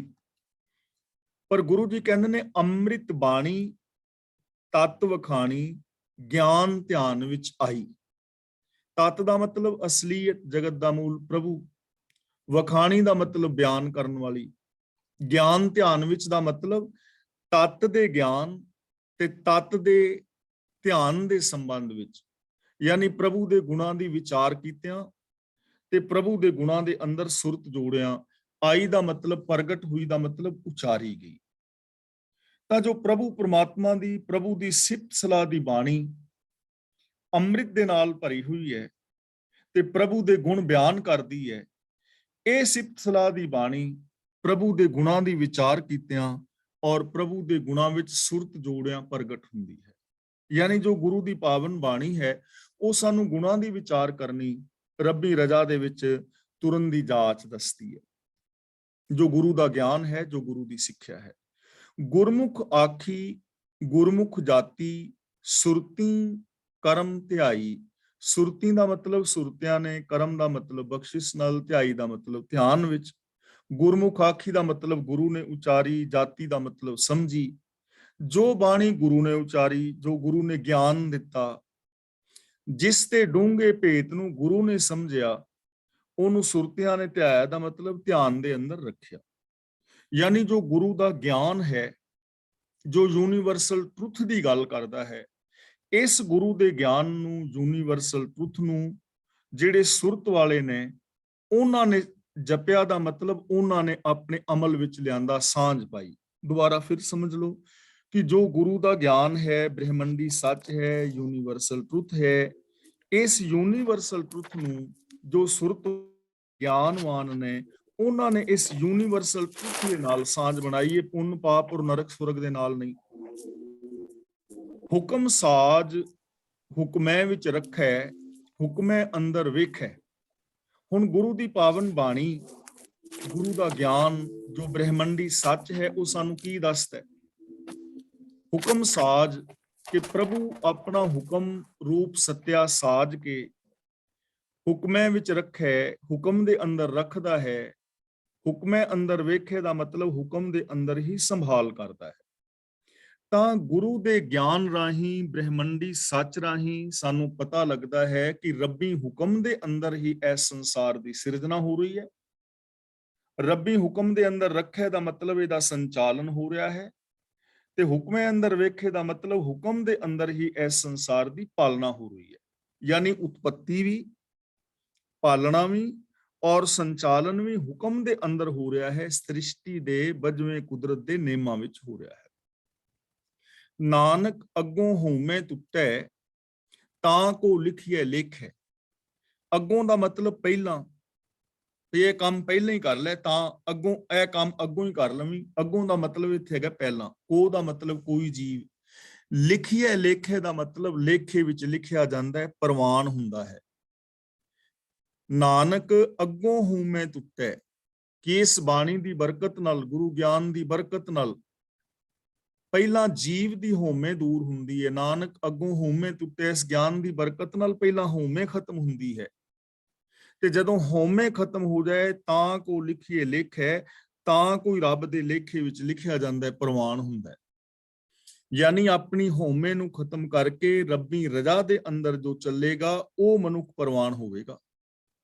ਪੁੰਨ ਪਾਪ ਦੇ ਨਾਲ, ਨਰਕ ਸੁਰਗ ਵਾਲੇ ਚੱਕਰ ਦੇ ਨਾਲ ਨਹੀਂ। ਗੁਰੂ ਦੀ ਪਾਵਨ ਬਾਣੀ ਸਾਨੂੰ ਇਹ ਸਮਝਾ ਰਹੀ ਹੈ। ਮਹਿਲਾ ਪਹਿਲਾ, वेद पुकारे पुन पाप सुर्ग नरक का जियो। वेद पुकारे कि वेद दी तालीम यह है, पुकारे पुन पाप कि जीव दा कीता होया जो पुन कर्म है ਉਹਦੇ ਵਾਸਤੇ स्वर्ग मिलन ਦਾ सबब ਬਣਦਾ ਹੈ ਤੇ ਪਾਪ ਜੀਵ ਲਈ ਨਰਕ ਵਿੱਚ ਪੈਣ ਦਾ ਕਾਰਨ ਬਣ ਜਾਂਦਾ ਹੈ। ਇਹ ਵੇਦ ਪੁਕਾਰ ਰਿਹਾ ਹੈ, ਵੇਦ ਸਿੱਖਿਆ ਦੇ ਰਿਹਾ ਹੈ। ਬੀਓ ਦਾ ਮਤਲਬ ਬੀਜ, ਕਾਰਨ, ਕਿ ਜੋ ਮਨੁੱਖ ਦਾ ਪਾਪ ਕਰਮ ਹੈ ਉਹ ਮਨੁੱਖ ਦੇ ਨਰਕ ਦਾ ਕਾਰਨ ਬਣਦਾ ਹੈ ਤੇ ਜਿਹੜਾ ਪੁੰਨ ਕਰਮ ਹੈ ਉਹ ਸਵਰਗ ਦਾ ਕਾਰਨ ਬਣਦਾ ਹੈ। ਮਰਨ ਤੋਂ ਬਾਅਦ ਨਰਕ ਸੁਰਗ ਵਿੱਚ ਪੈਂਦਾ ਹੈ। ਇਹ ਤਾਲੀਮ ਦਿੱਤੀ ਜਾਂਦੀ ਹੈ ਪੁਜਾਰੀ ਵੱਲੋਂ ਵੇਦ ਸ਼ਾਸਤਰ ਪੜ੍ਹ ਕੇ। ਜੋ ਬੀਜੈ ਸੋ ਉਗਵੈ, ਖਾਂਦਾ ਜਾਣੈ ਜੀਓ। ਜੋ ਦਾ ਮਤਲਬ ਜੋ ਕੁਛ, ਖਾਂਦਾ ਜੀਓ ਦਾ ਮਤਲਬ ਬੀਜੇ ਹੋਏ ਦਾ ਫਲ ਖਾਣ ਵਾਲਾ ਜੀਵ, ਜਾਣੇ ਦਾ ਮਤਲਬ ਜਾਣ ਲੈਂਦਾ। ਆਪਣੇ ਕੀਤੇ ਹੋਏ ਪੁੰਨ ਜਾਂ ਪਾਪ ਦਾ ਫਲ ਖਾਣ ਵਾਲਾ ਹਰੇਕ ਜੀਵ ਆਪ ਹੀ ਜਾਣ ਲੈਂਦਾ ਹੈ ਕਿ ਜੋ ਕੁਛ ਬੀਜਦਾ ਹੈ ਉਹੀ ਉਗਦਾ ਹੈ। ਯਾਨੀ ਜੋ ਬੀਜ ਖਾਣ ਵਾਲਾ ਨਾ ਫਲ, ਉਹਨੂੰ ਇਹ ਸਮਝ ਆ ਜਾਂਦੀ ਹੈ ਕਿ ਜੋ ਬੀਜੀਏ ਉਹ ਹੀ ਉਗਦਾ ਹੈ। ਹੁਣ ਇਹਨੂੰ ਆਮ ਜ਼ਿੰਦਗੀ ਵਿੱਚ ਬੰਦਾ ਸਮਝ ਲੈਂਦਾ ਹੈ ਕਿ ਅਸੀਂ ਕਣਕ ਬੀਜੀ ਤੇ ਕਣਕ ਉਗ ਪਈ, ਛੋਲੇ ਬੀਜੇ ਤੇ ਛੋਲੇ ਉਗ ਪਏ। ਉਹਦਾ ਜਦੋਂ ਵੱਢਿਆ ਪਤਾ ਲੱਗ ਗਿਆ ਨਾ, ਹੁਣ ਪਛਤਾਵਾ ਹੋਵੇ ਵੀ ਯਾਰ ਕਣਕ ਬੀਜਣੀ ਚਾਹੀਦੀ ਸੀ, ਛੋਲੇ ਵੱਢਣੇ ਪੈ ਰਹੇ ਨੇ। ਹੁਣ ਪਤਾ ਉਹਨੂੰ ਲੱਗ ਜਾਂਦਾ ਵੀ ਛੋਲੇ ਤਾਂ ਵੱਢਣੇ ਪੈ ਰਹੇ ਨੇ ਕਿਉਂਕਿ ਬੀਜੇ ਹੀ ਛੋਲੇ ਸੀ ਨਾ ਤਾਂ। ਇਸੇ ਤਰ੍ਹਾਂ ਜਦੋਂ ਬੰਦੇ ਨੂੰ ਸੁੱਖ ਮਿਲਦਾ ਹੈ ਤੇ ਉਹਨੂੰ ਸਮਝ ਆ ਜਾਂਦੀ ਵੀ ਇਹ ਸੁੱਖ ਤਾਂ ਮਿਲਿਆ ਕਿਉਂਕਿ ਮੈਂ ਕੋਈ ਚੰਗਾ ਕੰਮ ਕੀਤਾ ਸੀ, ਤਾਂ ਸੁੱਖ ਮਿਲਿਆ ਨਾ। ਤੇ ਜੇ ਮਤਲਬ ਬੰਦਾ ਕਰਮ ਕਰੇ ਮਾੜੇ ਤੇ ਜ਼ਿੰਦਗੀ ਦੇ ਅੰਦਰ ਆ ਜਾਏ ਦੁੱਖ, ਤੇ ਬੰਦੇ ਨੂੰ ਸਮਝ ਪੈ ਜਾਂਦੀ ਹੈ ਵੀ ਇਹ ਦੁੱਖ ਤਾਂ ਮਿਲਿਆ ਕਿਉਂਕਿ ਮੈਂ ਮਾੜੇ ਕਰਮ ਕਰ ਰਿਹਾ ਸਾਂ। ਉਹਨੂੰ ਇਸ ਗੱਲ ਦੀ ਸਮਝ ਆ ਜਾਂਦੀ ਹੈ। ਖਾਣ ਵਾਲਾ ਇਸ ਚੀਜ਼ ਨੂੰ ਜਾਣ ਲੈਂਦਾ ਹੈ, ਸਮਝ ਆ ਜਾਂਦੀ ਉਹਨੂੰ। ਗਿਆਨ ਸਲਾਹੇ ਵੱਡਾ ਕਰ, ਸੱਚੋ ਸੱਚਾ ਨਾਉ। ਗਿਆਨ ਦਾ ਮਤਲਬ ਗੁਰੂ ਦਾ ਦਿੱਤਾ ਹੋਇਆ ਗਿਆਨ, ਉੱਚੀ ਵਿਚਾਰ। ਸਲਾਹੇ ਤੋਂ ਭਾਵ ਪ੍ਰਭੂ ਦੀ ਸਿਫਤ ਸਲਾਹ ਕਰਦਾ ਹੈ। ਵੱਡਾ ਕਰਕੇ ਦਾ ਮਤਲਬ ਪ੍ਰਭੂ ਨੂੰ ਵੱਡਾ ਕਹਿ ਕੇ। ਤਾਂ ਸੋ ਇਹ ਕਰਮ ਕਾਂਡ ਦੀ ਤਾਲੀਮ ਵਿੱਚ ਪ੍ਰਭੂ ਦੀ ਸਿਫਤ ਸਲਾਹ ਤੇ ਮਿਹਰ ਨੂੰ ਤੇ ਕੋਈ ਥਾਂ ਨਹੀਂ ਹੈ। ਜਿਹੜੇ ਕਰਮ ਕਾਂਡ ਨੇ ਉਹਦੇ ਵਿੱਚ ਤਾਂ ਇੰਨਾ ਹੈ ਕਿ ਤੁਸੀਂ ਪੁੰਨ ਕਰੋਗੇ ਤੇ ਤੁਹਾਨੂੰ ਸੁਰਗ ਮਿਲ ਜਾਏਗਾ, ਮਾੜੇ ਕਰਮ ਕਰੋਗੇ ਨਰਕ ਵਿੱਚ ਪੈ ਜਾਓਗੇ। ਉਹਦੇ ਵਿੱਚ ਰੱਬੀ ਸਿਫਤ ਸਲਾਹ ਦੀ ਕੋਈ ਤਾਲੀਮ ਨਹੀਂ ਹੈ। ਪਰ ਗੁਰੂ ਦਾ ਜੋ ਗਿਆਨ ਹੈ, ਗਿਆਨ ਸਲਾਹੇ ਵੱਡਾ ਕਰ, ਗੁਰੂ ਦੇ ਬਖਸ਼ਿਆ ਹੋਇਆ ਜੋ ਗਿਆਨ ਹੈ ਉਹ ਪ੍ਰਭੂ ਨੂੰ ਵੱਡਾ ਵੱਡਾ ਆਖ ਕੇ ਉਹਦੀ ਸਿਫਤ ਸਲਾਹ ਕਰਦਾ ਹੈ। ਸੱਚੋ ਸੱਚਾ ਨਾਉ ਤੇ ਦੱਸਦਾ ਹੈ ਕਿ ਪ੍ਰਭੂ ਦਾ ਹੁਕਮ ਸਦਾ ਕਾਇਮ ਰਹਿਣ ਵਾਲਾ ਹੈ। ਯਾਨੀ ਗੁਰੂ ਦੇ ਗਿਆਨ ਰਾਹੀਂ ਸਾਨੂੰ ਇਹ ਸਮਝ ਪੈਂਦੀ ਹੈ ਕਿ ਪ੍ਰਭੂ ਵੱਡਾ ਹੈ ਔਰ ਪ੍ਰਭੂ ਦਾ ਹੁਕਮ ਸੱਚਾ ਹੈ, ਉਹਨੂੰ ਟਾਲਿਆ ਨਹੀਂ ਜਾ ਸਕਦਾ। ਇਸ ਚੀਜ਼ ਦੀ ਜਾਣਕਾਰੀ ਸਾਨੂੰ ਗੁਰੂ ਦੇ ਗਿਆਨ ਤੋਂ ਮਿਲਦੀ ਹੈ। ਬਾਕੀ ਲੋਕ ਸਾਨੂੰ ਕਰਮਕਾਂਡ ਸਿਖਾਉਂਦੇ ਨੇ। ਫਿਰ ਗੁਰੂ ਦੇ ਗਿਆਨ ਵਾਲਾ ਇਨਸਾਨ ਕੀ ਕਰਦਾ ਹੈ? ਸੱਚ ਬੀਜੈ ਸੱਚ ਉਗਵੈ, ਦਰਗਾਹ ਪਾਈਏ ਥਾਉ। ਜੋ ਇਨਸਾਨ ਆਪਣੇ ਅੰਦਰ ਸੱਚ ਬੀਜਦਾ ਹੈ ਉਹਦੇ ਅੰਦਰ ਸੱਚ ਹੀ ਪ੍ਰਫੁੱਲਤ ਹੁੰਦਾ ਹੈ ਤੇ ਉਹ ਰੱਬੀ ਦਰਗਾਹ ਦੇ ਅੰਦਰ ਥਾਂ ਪਾ ਲੈਂਦਾ ਹੈ। ਤਾਂ ਇਸ ਲਈ ਸਾਨੂੰ ਸੱਚ ਦਾ ਬੀਜ ਬੀਜਣਾ ਚਾਹੀਦਾ ਹੈ। ਭਾਵ ਮਨ, ਬਚਨ ਔਰ ਕਰਮ ਕਰਕੇ ਜੇ ਕੋਈ ਇਨਸਾਨ ਸੱਚੇ ਕਰਮ ਕਰੇਗਾ ਤਾਂ ਰੱਬੀ ਦਰਗਾਹ ਦੇ ਵਿੱਚ ਮਾਣ ਪਾ ਲਵੇਗਾ। ਹੁਕਮ ਰਜ਼ਾਈ ਚੱਲਣਾ। ਵੇਦ ਵਪਾਰੀ ਗਿਆਨ ਰਾਸ ਕਰਮੀ ਪੱਲੇ ਹੋਏ। ਹੁਣ ਇੱਥੇ ਗੁਰੂ ਜੀ ਕਹਿੰਦੇ ਨੇ ਵੇਦ ਵਪਾਰੀ, ਵਪਾਰ ਦੀਆਂ ਗੱਲਾਂ ਕਰਨ ਵਾਲਾ। ਰਾਸ ਦਾ ਮਤਲਬ ਅਮਲ ਪੂੰਜੀ, ਕਰਮੀ ਪ੍ਰਭੂ ਦੀ ਮਿਹਰ ਦੇ ਨਾਲ। ਤਾਂ ਵੇਦ ਤਾਂ ਨਿਰਾ ਵਪਾਰੀ ਹੈ। ਭਾਵ ਕਿ ਵੇਦ ਸ਼ਾਸਤਰਾਂ ਨੂੰ ਪੜ੍ਹਨ ਵਾਲੇ ਜੋ ਪੁਜਾਰੀ ਲੋਕ ਨੇ ਉਹ ਤਾਂ ਵਪਾਰ ਕਰਨ ਲੱਗ ਜਾਂਦੇ ਨੇ, ਉਹਨਾਂ ਨੂੰ ਵਪਾਰ ਬਣਾ ਲੈਂਦੇ ਨੇ। ਅਸਲ ਚੀਜ਼ ਗਿਆਨ ਹੈ, ਰਾਸ ਪੂੰਜੀ, ਜਿਸ ਨੂੰ ਵੇਦ ਆਪਣੀ ਪੂੰਜੀ ਬਣਾ ਕੇ ਵਰਤਦਾ ਹੈ। ਮੈਂ ਤੁਹਾਨੂੰ ਜੋ ਸ਼ਬਦਾਰਥੀ ਵਿਦਵਾਨ ਨੇ ਜਿਨ੍ਹਾਂ ਨੇ ਸ਼੍ਰੋਮਣੀ ਕਮੇਟੀ ਰਾਹੀਂ ਪ੍ਰਕਾਸ਼ਿਤ 4 ਪੋਥੀਆਂ ਲਿਖੀਆਂ ਨੇ, ਉਹ ਇਸ ਦਾ ਅਰਥ ਕਰ ਰਹੇ ਨੇ ਵੇਦ ਵਪਾਰੀ ਗਿਆਨ ਰਾਸ ਕਰਮੀ ਪੱਲੇ ਹੋਏ। ਵੇਦ ਤਾਂ ਨਿਰਾ ਵਪਾਰੀ ਹੈ, ਅਸਲ ਚੀਜ਼ ਗਿਆਨ ਹੈ, ਜਿਸ ਨੂੰ ਵੇਦ ਆਪਣੀ ਪੂੰਜੀ ਬਣਾ ਕੇ ਵਰਤਦਾ ਹੈ। ਭਾਵ ਵੇਦ ਦੇ ਪਾਸ ਆਪਣਾ ਕੁਝ ਨਹੀਂ, ਹਰੀ ਗਿਆਨ ਹੀ ਇਸ ਵਿੱਚ ਮੂਲ ਵਸਤੂ ਹੈ, ਜੋ ਮਨੁੱਖ ਨੂੰ ਹਰੀ ਦੀ ਮਿਹਰ ਕਰਕੇ ਮਿਲਦੀ ਹੈ। ਭਾਈ ਸਾਹਿਬ ਸਿੰਘ ਜੀ ਇਸ ਦਾ ਅਰਥ ਇਸ ਤਰ੍ਹਾਂ ਕਰ ਰਹੇ ਨੇ ਕਿ ਸੋ ਪਾਪ ਤੇ ਪੁੰਨ ਦੇ ਫਲ ਦੱਸ ਕੇ ਵੇਦ ਵਪਾਰ ਦੀਆਂ ਗੱਲਾਂ ਕਰਦਾ ਹੈ ਕਿ ਪਾਪ ਕਰੋਗੇ ਤੇ ਨਰਕ ਮਿਲੇਗਾ, ਪੁੰਨ ਕਰੋਗੇ ਤੇ ਸਵਰਗ ਮਿਲੇਗਾ। ਪਰ ਅਸਲ ਮਨੁੱਖ ਲਈ ਅਸਲ ਰਾਸ ਪੂੰਜੀ ਪ੍ਰਭੂ ਦੇ ਗੁਣਾਂ ਦਾ ਗਿਆਨ ਹੈ, ਤੇ ਇਹ ਗਿਆਨ ਪ੍ਰਭੂ ਦੀ ਮਿਹਰ ਦੇ ਨਾਲ ਮਿਲਦਾ ਹੈ। ਗਿਆਨ ਦੇ ਅੰਦਰ ਜੋ ਰੱਬੀ ਗੁਣ ਨੇ, ਇਹਨਾਂ ਦੇ ਅੰਦਰ ਕੋਈ ਵਪਾਰ ਵਾਲੀ ਬਿਰਤੀ ਨਹੀਂ ਹੈ। ਤਾਂ ਅਸਲ ਜੋ ਵਸਤੂ ਹੈ ਉਹ ਹੈ ਗੁਰੂ ਦਾ ਗਿਆਨ, ਜਿਸ ਰਾਹੀਂ ਸਾਨੂੰ ਅਸਲੀ ਰੱਬੀ ਗੁਣਾਂ ਦੀ ਪੂੰਜੀ ਮਿਲਦੀ ਹੈ। ਨਾਨਕ ਰਾਸ਼ੀ ਬਾਹਰਾ ਲੱਦ ਨਾ ਚੱਲਿਆ ਕੋਏ। ਬਾਹਰਾ ਦਾ ਮਤਲਬ ਸਖਣਾ, ਲੱਦ ਦਾ ਮਤਲਬ ਲੱਦ ਕੇ, ਨਫਾ ਖੱਟ ਕੇ। ਤਾਂ ਗੁਰੂ ਜੀ ਕਹਿੰਦੇ ਨੇ, ਹੇ ਨਾਨਕ, ਇਸ ਗਿਆਨ ਰੂਪ ਪੂੰਜੀ ਤੋਂ ਬਿਨਾ ਕੋਈ ਵੀ ਮਨੁੱਖ ਨਫਾ ਖੱਟ ਕੇ ਨਹੀਂ ਜਾਂਦਾ। ਤਾਂ ਇਹ ਸਾਰੇ ਸ਼ਲੋਕਾਂ ਦਾ ਜਿਹੜਾ ਭਾਵ ਹੈ ਉਹਨੂੰ ਇੱਕ ਵਾਰੀ ਫਿਰ ਸਮਝ ਲੈਣਾ ਕਿ ਜਿੰਨੇ ਵੀ ਕਰਮ ਕਾਂਡ ਦੱਸਣ ਵਾਲੇ ਧਰਮ ਗ੍ਰੰਥ ਨੇ, ਔਰ ਬੰਦਾ ਉਹਨਾਂ ਨੂੰ ਪੜ੍ਹ ਕੇ ਕਰਮ ਕਾਂਡ ਕਰਦਾ ਹੈ, ਨਰਕ ਸਵਰਗ ਦੇ ਚੱਕਰ ਵਿੱਚ ਪਿਆ ਰਹਿੰਦਾ ਹੈ, ਔਰ ਉਹਨੂੰ ਮਿਲਦਾ ਜਿਹੜਾ ਹੈ ਕੁਝ ਵੀ ਨਹੀਂ। ਕਰਮ ਕਾਂਡਾਂ ਦੇ ਵਿੱਚੋਂ ਕੁਝ ਵੀ ਪ੍ਰਾਪਤ ਨਹੀਂ ਹੁੰਦਾ। ਇੱਕ ਨਿਰਾ ਵਪਾਰ ਹੈ ਜੋ ਪੁਜਾਰੀ ਵਰਗ ਦਾ ਹੈ, ਜੋ ਲਾਲਚ ਪਾਉਂਦਾ ਹੈ ਕਿ ਜੇ ਤੁਸੀਂ ਦਾਨ ਪੁੰਨ ਕਰੋਗੇ ਤਾਂ ਤੁਹਾਨੂੰ ਮਰਨ ਤੋਂ ਬਾਅਦ ਸਵਰਗ ਮਿਲੇਗਾ, ਜੋ ਡਰਾਉਂਦਾ ਹੈ ਕਿ ਜੇ ਤੁਸੀਂ ਇਹ ਪੁੰਨ ਆਦਿਕ ਨਹੀਂ ਕਰੋਗੇ ਤਾਂ ਨਰਕ ਦੇ ਵਿੱਚ ਪੈ ਜਾਓਗੇ। ਇਹ ਇੱਕ ਸਿਰਫ ਵਪਾਰ ਹੈ, ਹੋਰ ਕੁਝ ਨਹੀਂ। ਅਸਲੀ ਜੋ ਰਾਸ ਪੂੰਜੀ ਹੈ ਉਹ ਹੈ ਗੁਰੂ ਦਾ ਸੱਚਾ ਗਿਆਨ। ਗੁਰੂ ਦੇ ਗਿਆਨ ਰਾਹੀਂ ਮਨ, ਬਚਨ ਔਰ ਕਰਮ ਕਰਕੇ ਸੱਚ ਦੇ ਧਾਰਨੀ ਹੋਣਾ, ਰੱਬੀ ਰਜ਼ਾ ਵਿੱਚ ਤੁਰਨਾ ਔਰ ਰੱਬੀ ਗੁਣਾਂ ਨੂੰ ਇੰਪਲੀਮੈਂਟ ਕਰਨਾ, ਇਹ ਜੀਵਨ ਦੀ ਸੱਚੀ ਸੁੱਚੀ ਰਾਸ ਪੂੰਜੀ ਹੈ। ਇਹਦੇ ਰਾਹੀਂ ਹੀ ਬਖਸ਼ਿਸ਼ ਔਰ ਕਿਰਪਾ ਦੇ ਪਾਤਰ ਬਣ ਕੇ ਰੱਬੀ ਦਰ ਤੇ ਪ੍ਰਵਾਨ ਹੋਇਆ ਜਾ ਸਕਦਾ ਹੈ। ਪੌੜੀ। ਨਿੰਮ ਬਿਰਖ ਬਹੁ ਸੰਚੀਐ, ਅੰਮ੍ਰਿਤ ਰਸ ਪਾਇਆ। ਹੁਣ ਇੱਥੇ ਸਾਨੂੰ ਸਮਝਾ ਰਹੇ ਨੇ ਸੁਭਾਅ ਦੀ ਗੱਲ, ਕਿ ਬਹੁਤ ਸਾਰੇ ਲੋਕ ਨੇ ਉਹ ਆਪਣੇ ਸੁਭਾਅ ਨੂੰ ਬਦਲਦੇ ਨਹੀਂ, ਬਦਲਣਾ ਹੀ ਨਹੀਂ ਚਾਹੁੰਦੇ। ਤੇ ਗੁਰੂ ਜੀ ਨੇ ਸਾਨੂੰ ਸਮਝਾਇਆ ਹੈ ਮਿਸਾਲਾਂ ਦੇ ਕੇ ਥੋੜੀਆਂ ਜੀਆਂ। ਨਿੰਮ ਬਿਰਖ, ਬਿਰਖ ਦਾ ਮਤਲਬ ਰੁੱਖ, ਸੰਚੀਏ ਦਾ ਮਤਲਬ ਸਿੰਜੀਏ, ਯਾਨੀ ਉਹਦੀਆਂ ਜੜ੍ਹਾਂ ਦੇ ਵਿੱਚ ਕੁਛ ਪਾਈਏ, ਪਾਇਆ ਦਾ ਮਤਲਬ ਪਾਏ, ਪਾ ਕੇ।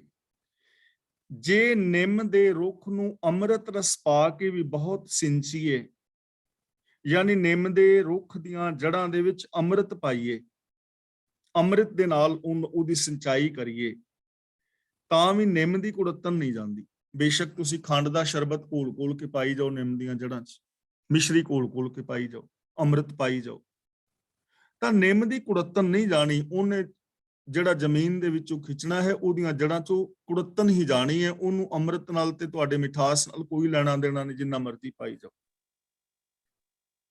ਬਿਸੀਅਰ ਮੰਤਰ ਵਿਸਾਹੀ ਹੈ, ਬਹੁ ਦੂਧ ਪਿਆਇਆ। ਬਿਸੀਅਰ ਦਾ ਮਤਲਬ ਸੱਪ, ਮੰਤਰ ਦਾ ਮਤਲਬ ਮੰਤਰ ਨਾਲ, ਵਿਸਾਈਏ ਦਾ ਮਤਲਬ ਇਤਬਾਰ ਕਰੀਏ, ਬਹੁ ਦੂਧ ਪਿਆਇਆ ਦਾ ਮਤਲਬ ਬਹੁਤ ਸਾਰਾ ਦੁੱਧ ਜੇਕਰ ਪਿਆਈਏ।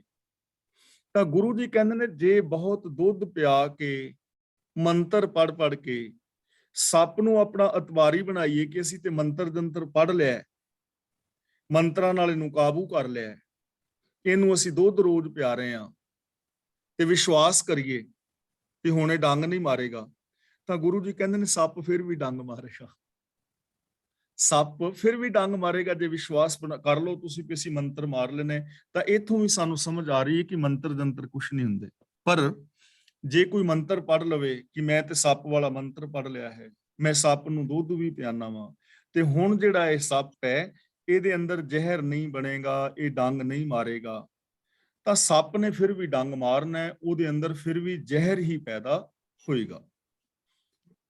ਹੁਣ ਅਗਲੀ ਗੱਲ ਕਰਦੇ ਨੇ, ਮਨਮੁਖ ਅਭਿੰਨ ਨਾ ਭਿੱਜਈ, ਪੱਥਰ ਨਾ ਵਾਇਆ। ਮਨਮੁਖ ਦਾ ਮਤਲਬ ਮਨ ਦੇ ਪਿੱਛੇ ਤੁਰਨ ਵਾਲਾ, ਅਭਿੱਜ ਦਾ ਮਤਲਬ ਜਿਹੜਾ ਭਿੱਜਦਾ ਨਹੀਂ, ਪੱਥਰ ਨਾ ਵਾਇਆ ਦਾ ਮਤਲਬ ਜਿਵੇਂ ਪੱਥਰ ਨੂੰ ਨਵਾਈਏ, ਜਿਵੇਂ ਪੱਥਰ ਨੂੰ ਇਸ਼ਨਾਨ ਕਰਾਈਏ, ਤਾਂ ਉਹ ਕੋਰੇ ਦਾ ਕੋਰਾ ਹੈ, ਥੋੜੀ ਦੇਰ ਬਾਅਦ ਉਹਨੇ ਫਿਰ ਸੁੱਕ ਜਾਣਾ। ਪੱਥਰ ਦੇ ਵਿੱਚ ਪਾਣੀ ਥੋੜਾ ਜਾਣਾ ਹੈ। ਹੁਣ ਜਿਹੜੇ ਦਰਿਆਵਾਂ ਦੇ ਵਿੱਚ ਪੱਥਰ ਪਏ ਨੇ ਸੈਂਕੜੇ ਸਾਲਾਂ ਤੋਂ, ਉਹਨਾਂ ਨੂੰ ਬਾਹਰ ਕੱਢੋ ਤੇ ਥੋੜੀ ਦੇਰ ਬਾਅਦ ਉਹਨਾਂ ਨੇ ਸੁੱਕ ਜਾਣਾ। ਉਹਦਾ ਤੇ ਪਾਣੀ ਦਾ ਕੋਈ ਅਸਰ ਨਹੀਂ। ਇਸੇ ਤਰ੍ਹਾਂ ਗੁਰੂ ਜੀ ਕਹਿੰਦੇ ਨੇ ਜੋ ਮਨ ਦੇ ਪਿੱਛੇ ਤੁਰਨ ਵਾਲਾ ਆਪ ਖੁਦਰਾ ਮਨੁੱਖ ਹੈ ਨਾ, ਸੇਮ ਉਹਦਾ ਹਾਲ ਹੈ। ਮਨਮੁਖ ਕੋਰੇ ਦਾ ਕੋਰਾ ਹੀ ਰਹਿੰਦਾ ਹੈ, ਕਦੇ ਉਹਦਾ ਦਿਲ ਭੇਜਦਾ ਨਹੀਂ।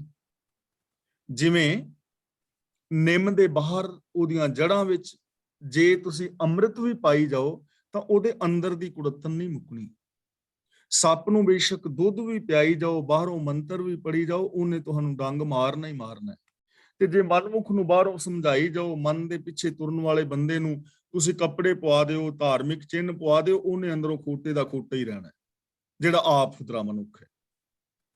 ਬਿਖ ਮਹਿ ਅੰਮ੍ਰਿਤ ਸਿੰਚੀਐ, ਬਿਖ ਕਾ ਫਲ ਪਾਇਆ।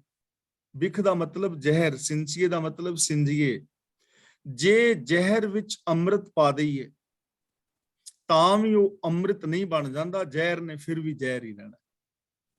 ਜੇ ਸਾਈਨਾਈਡ ਦੇ ਅੰਦਰ ਤੁਸੀਂ ਹੁਣ ਖੰਡ ਦੇ ਵਿੱਚ, ਸ਼ਰਬਤ ਦੇ ਵਿੱਚ, ਮਿਸ਼ਰੀ ਦੇ ਸ਼ਰਬਤ ਵਿੱਚ ਪਾ ਕੇ ਸਾਈਨਾਈਡ ਪੀ ਲਓ ਤੇ ਉਹਨੇ ਕੋਈ ਮਿੱਠੀ ਥੋੜੀ ਹੋ ਜਾਣਾ ਹੈ, ਉਹਨੇ ਕੋਈ ਮਤਲਬ ਅੰਮ੍ਰਿਤ ਥੋੜੀ ਬਣ ਜਾਣਾ।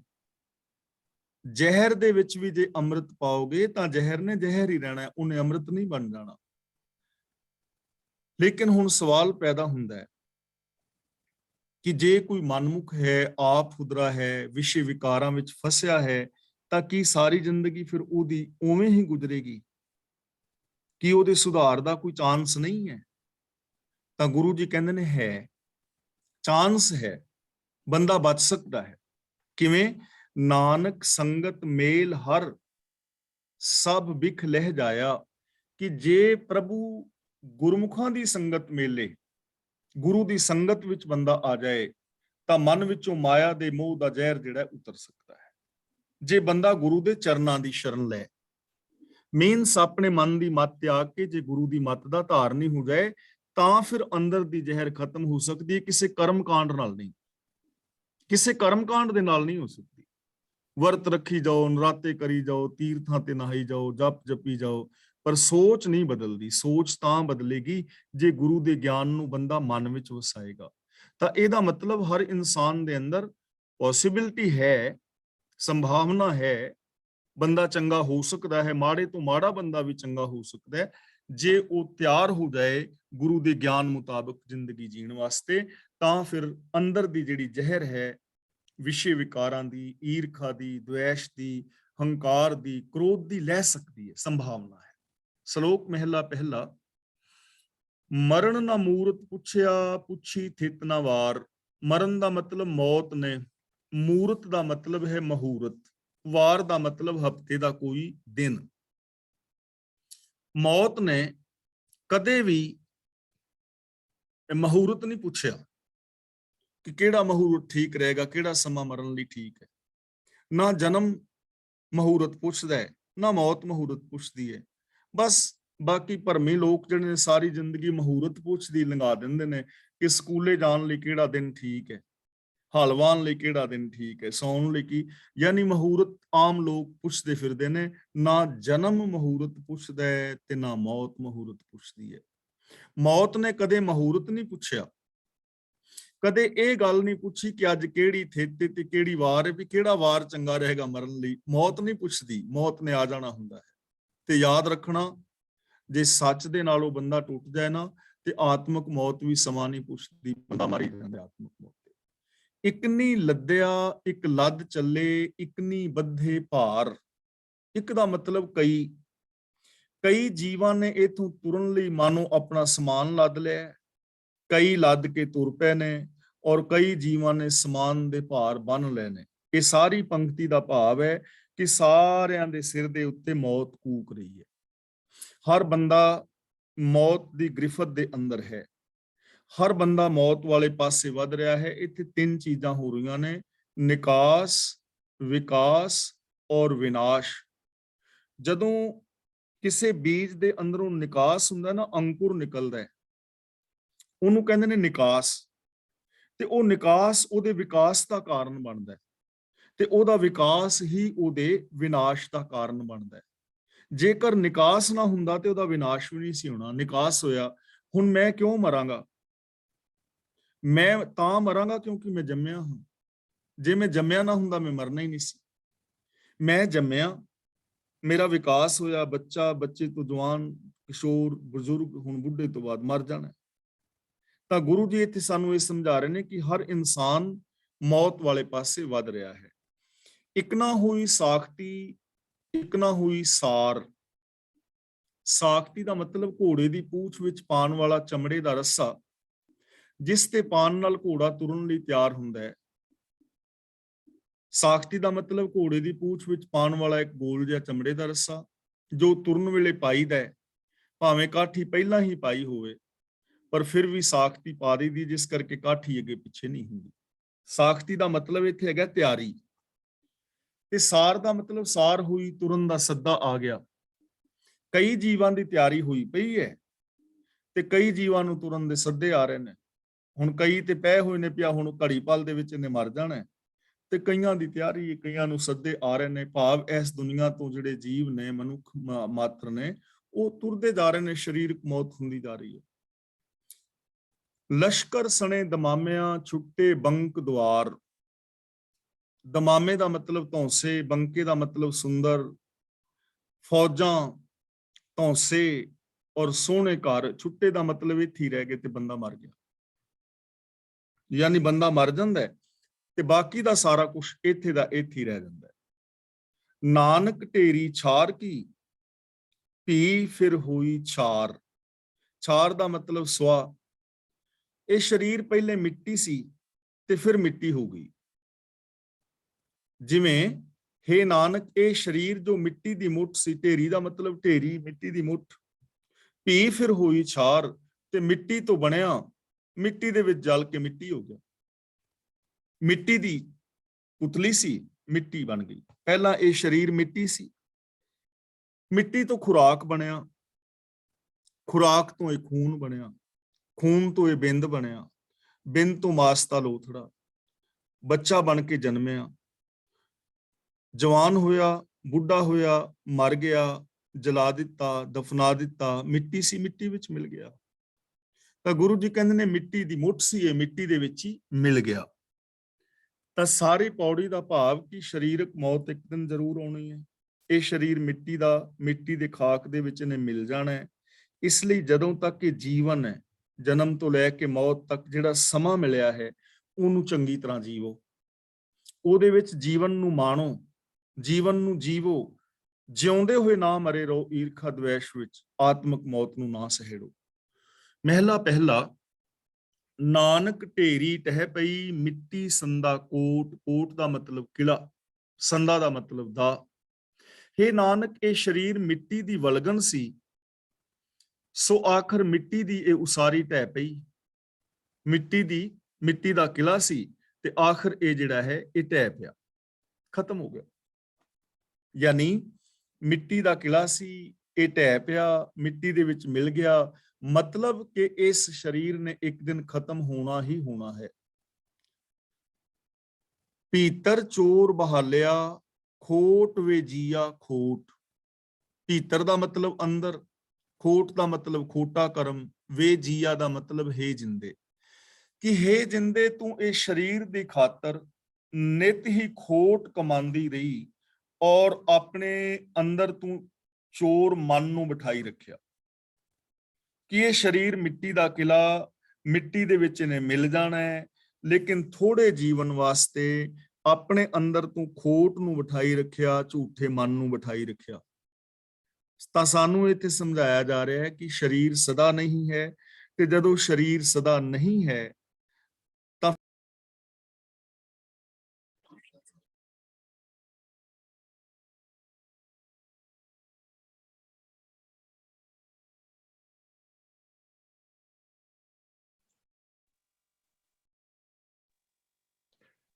ਗਿਆਨੀ ਜੀ ਮਿਊਟਡ ਹੋ ਗਏ, ਮੈਂ ਤਾਂ ਨਹੀਂ ਕੀਤਾ ਜੀ ਉਹਨਾਂ ਨੂੰ। ਗਿਆਨੀ ਜੀ ਜੇ ਆਵਾਜ਼ ਤੁਹਾਨੂੰ ਆ ਰਹੀ ਹੈ ਤਾਂ ਤੁਸੀਂ ਮਿਊਟ ਹੋ ਗਏ ਆ, ਅਨਮਿਊਟ ਹੋ ਜਾਓ।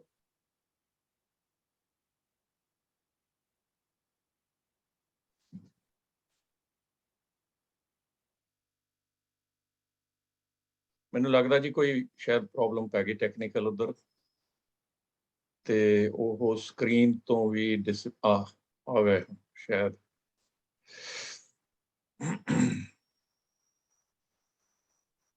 ਅਨਮਿਊਟ ਹੋ ਜਾਓ ਗਿਆਨੀ ਜੀ, ਅਨਮਿਊਟ ਹੋ ਜਾਓ ਪਹਿਲਾਂ। ਪਤਾ ਨਹੀਂ ਕੀ ਹਾਂਜੀ। ਪ੍ਰੋਬਲਮ ਆ ਗਈ ਕਿ ਉਹ ਬੰਦ ਹੋ ਗਿਆ ਸਾਰਾ। ਅੱਛਾ ਜੀ, ਚਲੋ ਕੋਈ ਗੱਲ ਨਹੀਂ ਜੀ, ਤੁਸੀਂ ਉੱਥੋਂ ਕੰਟੀਨਿਊ ਕਰ ਲਿਓ। ਭੀਤਰ ਚੋਰ ਬਹਾਲਿਆ ਖੋਟ ਵੇਜੀਆ ਖੂਟ, ਕਿ ਹੇ ਜਿੰਦੇ ਇਹ ਸਰੀਰ ਨੇ ਖਤਮ ਹੋ ਹੀ ਜਾਣਾ ਹੈ, ਤਾਂ ਤੂੰ ਆਪਣੇ ਅੰਦਰ ਚੋਰ ਨੂੰ ਬਿਠਾਈ ਰੱਖਿਆ, ਸਾਰੀ ਜ਼ਿੰਦਗੀ ਖੋਟ ਕਮਾਉਂਦੀ ਰਹੀ। ਜਿਨ ਅੰਦਰ ਨਿੰਦਾ ਦੁਸ਼ਟ ਹੈ, ਨੱਕ ਵੱਢੇ ਨੱਕ ਵਢਾਇਆ, ਕਿ ਜਿਨ੍ਹਾਂ ਮਨ ਦੇ ਮੁਰੀਦ ਮਨੁੱਖਾਂ ਦੇ ਮਨ ਵਿੱਚ ਦੂਜਿਆਂ ਦੀ ਨਿੰਦਾ ਕਰਨ ਦਾ ਭੈੜਾ ਸੁਭਾਅ ਹੁੰਦਾ ਹੈ, ਉਹਨਾਂ ਦੀ ਕਿਤੇ ਇੱਜ਼ਤ ਨਹੀਂ ਹੁੰਦੀ, ਉਹ ਹਰ ਥਾਂ ਹੌਲੇ ਪੈਂਦੇ ਨੇ। ਨੱਕ ਵੱਡੇ ਦਾ ਮਤਲਬ ਨੱਕ ਵੱਡੇ, ਨਕਟੇ ਯਾਨੀ ਬੇਸ਼ਰਮ। ਜਿਨ੍ਹਾਂ ਦੇ ਲੋਕਾਂ ਦੇ ਅੰਦਰ ਦੂਜਿਆਂ ਦੀ ਨਿੰਦਾ ਕਰਨ ਦੀ, ਚੁਗਲੀ ਝੂਠ ਬੋਲਣ ਦੀ ਵਾਦੀ ਹੁੰਦੀ ਹੈ, ਉਹ ਹਮੇਸ਼ਾ ਹੀ ਹਰ ਥਾਂ ਦੇ ਉੱਤੇ ਬੇਇੱਜ਼ਤ ਹੁੰਦੇ ਨੇ। ਮਹਾ ਕਰੂਪ ਦੁਖੀਏ ਸਦਾ, ਕਾਲੇ ਮੂੰਹ ਮਾਇਆ। ਕਰੂਪ ਦਾ ਮਤਲਬ ਭੈੜੇ ਰੂਪ ਵਾਲੇ, ਕੋਝੇ, ਕਾਲੇ ਮੋਹ ਦਾ ਮਤਲਬ ਕਾਲੇ ਮੂੰਹ ਵਾਲੇ, ਭ੍ਰਿਸ਼ਟੇ ਹੋਏ। ਤਾਂ ਮਾਇਆ ਦੇ ਇਸ ਵਿਕਾਰ ਵਿੱਚ ਗ੍ਰਸੇ ਹੋਣ ਦੇ ਕਾਰਨ ਉਹ ਬੜੇ ਕੋਝੇ ਔਰ ਭ੍ਰਿਸ਼ਟੇ ਮੂੰਹ ਵਾਲੇ ਹੁੰਦੇ ਜਾਪਦੇ ਨੇ। ਭਾਵ ਕਿ ਉਹ ਸਦਾ ਦੁਖੀ ਰਹਿੰਦੇ ਨੇ ਔਰ ਕੋਝੇ ਔਰ ਭ੍ਰਿਸ਼ਟੇ ਮੂੰਹ ਵਾਲੇ ਹੁੰਦੇ ਨੇ, ਭਾਵ ਕਿ ਉਹਨਾਂ ਦਾ ਜੀਵਨ ਚੰਗਾ ਨਹੀਂ ਹੁੰਦਾ। ਭਲਕੇ ਉੱਠ ਨਿਤ ਪਰ ਦਰਬ ਹਿਰੈ, ਹਰ ਨਾਮ ਚੁਰਾਇਆ। ਭਲਕੇ ਉੱਠ ਦਾ ਮਤਲਬ ਹਰ ਰੋਜ਼ ਉੱਠ ਕੇ, ਪਰ ਦਰਬ ਹੀਰੇ ਦਾ ਮਤਲਬ ਪਰਾਇਆ ਧਨ ਚੁਰਾਉਂਦੇ ਨੇ, ਠੱਗੀਆਂ ਮਾਰਦੇ ਨੇ, ਬੇਗਾਨੇ ਹੱਕ ਖਾਂਦੇ ਨੇ। ਤੇ ਵਰਤਦਾ ਕੀ ਇਹ ਹਰ ਨਾਮ ਚੁਰਾਇਆ, ਉਹਨਾਂ ਦੇ ਅੰਦਰੋਂ ਰੱਬੀ ਗੁਣ ਚੋਰੀ ਹੋ ਜਾਂਦੇ ਨੇ, ਆਪਣੇ ਅੰਦਰੋਂ ਉਹ ਚੋਰੀ ਕਰਾ ਪੈਂਦੇ। ਜਿਵੇਂ ਜਿਵੇਂ ਅਸੀਂ ਝੂਠ ਬੋਲਦੇ ਆ, ਮੈਂ ਤੁਹਾਡੇ ਅੱਗੇ ਝੂਠ ਬੋਲਿਆ ਤੇ ਮੇਰੇ ਅੰਦਰੋਂ ਸੱਚ ਚੋਰੀ ਹੋ ਗਿਆ, ਸੱਚ ਖਤਮ ਹੋ ਗਿਆ ਨਾ। ਜਿੰਨਾ ਚਿਰ ਮੈਂ ਝੂਠ ਬੋਲਾਂਗਾ ਮੇਰੇ ਅੰਦਰ ਸੱਚ ਨਹੀਂ ਰਹਿਣਾ। ਮੈਂ ਤੁਹਾਡੇ ਨਾਲ ਈਰਖਾ ਕੀਤੀ ਤਾਂ ਮੇਰੇ ਅੰਦਰੋਂ ਪ੍ਰੇਮ ਦਾ ਗੁਣ ਚੋਰੀ ਹੋ ਗਿਆ। ਮੈਂ ਹੰਕਾਰ ਕੀਤਾ, ਮੇਰੇ ਅੰਦਰੋਂ ਨਿਮਰਤਾ ਦਾ ਗੁਣ ਚੋਰੀ ਹੋ ਗਿਆ। ਤਾਂ ਗੁਰੂ ਜੀ ਕਹਿੰਦੇ ਨੇ ਜਿਵੇਂ ਜਿਵੇਂ ਲੋਕ ਬੇਗਾਨੇ ਹੱਕ ਖਾਂਦੇ ਨੇ, ਮਾੜੇ ਕਰਮ ਕਰਦੇ ਨੇ, ਤਿਵੇਂ ਤਿਵੇਂ ਆਪਣੇ ਅੰਦਰੋਂ ਆਤਮਿਕ ਜੀਵਨ ਨੂੰ ਬਰਬਾਦ ਕਰੀ ਜਾਂਦੇ ਨੇ। ਉਹਨਾਂ ਦੇ ਗੁਣ ਚੋਰੀ ਹੋਈ ਜਾਂਦੇ ਨੇ, ਆਪ ਲੁੱਟੇ ਜਾਂਦੇ ਨੇ। ਹਰ ਜੀਓ ਤਿਨ ਕੀ ਸੰਗਤ ਮਤ ਕਰੋ, ਰੱਖ ਲੇਹੋ ਹਰ ਰਾਇਆ। ਕਿ ਹੇ ਹਰੀ ਸਾਡੇ ਤੇ ਰਹਿਮਤ ਔਰ ਬਖਸ਼ਿਸ਼ ਕਰ, ਕਿ ਸਾਨੂੰ ਐਸੇ ਲੋਕਾਂ ਦੀ ਸੰਗਤ ਤੋਂ ਬਚਾ, ਸਾਨੂੰ ਐਸੇ ਲੋਕਾਂ ਦੀ ਸੰਗਤ ਨਾ ਮਿਲੇ, ਭਾਵ ਅਸੀਂ ਐਸੇ ਕਰਮ ਨਾ ਕਰੀਏ। ਨਾਨਕ ਪਏ ਕਿਰਤ ਕਮਾਉਂਦੇ, ਮਨਮੁਖ ਦੁੱਖ ਪਾਇਆ। ਮਨਮੁਖ ਦਾ ਮਤਲਬ ਮਨ ਦੇ ਪਿੱਛੇ ਤੁਰਨ ਵਾਲੇ ਨੇ। ਪਏ ਕਿਰਤ ਦਾ ਮਤਲਬ ਹੈ ਜੈਸਾ ਸੁਭਾਅ ਕਿਸੇ ਨੇ ਬਣਾਇਆ ਹੈ, ਜੈਸੇ ਸੰਸਕਾਰ ਆਪਣੇ ਅੰਦਰ ਪੈਦਾ ਕੀਤੇ ਨੇ। ਤਾਂ ਹੇ ਨਾਨਕ ਮਨ ਦੇ ਮੁਰੀਦ ਮਨੁੱਖ ਆਪਣੇ ਕੀਤੇ ਕਰਮਾਂ ਦੇ ਸੰਸਕਾਰਾਂ ਅਨੁਸਾਰ ਹੁਣ ਵੀ ਨਿੰਦਾ ਦੀ ਕਿਰਤ ਕਮਾਉਂਦੇ ਨੇ ਔਰ ਦੁੱਖ ਪਾਉਂਦੇ ਨੇ। ਯਾਨੀ ਆਪਣੇ ਬਣੇ ਹੋਏ ਸੁਭਾਅ ਮੁਤਾਬਕ ਉਹ ਲੋਕ ਨਿੰਦਾ ਕਰੀ ਜਾਂਦੇ ਨੇ, ਵਿਕਾਰ ਕਮਾਈ ਜਾਂਦੇ ਨੇ ਔਰ ਦੁੱਖ ਪਾਈ ਜਾਂਦੇ ਨੇ।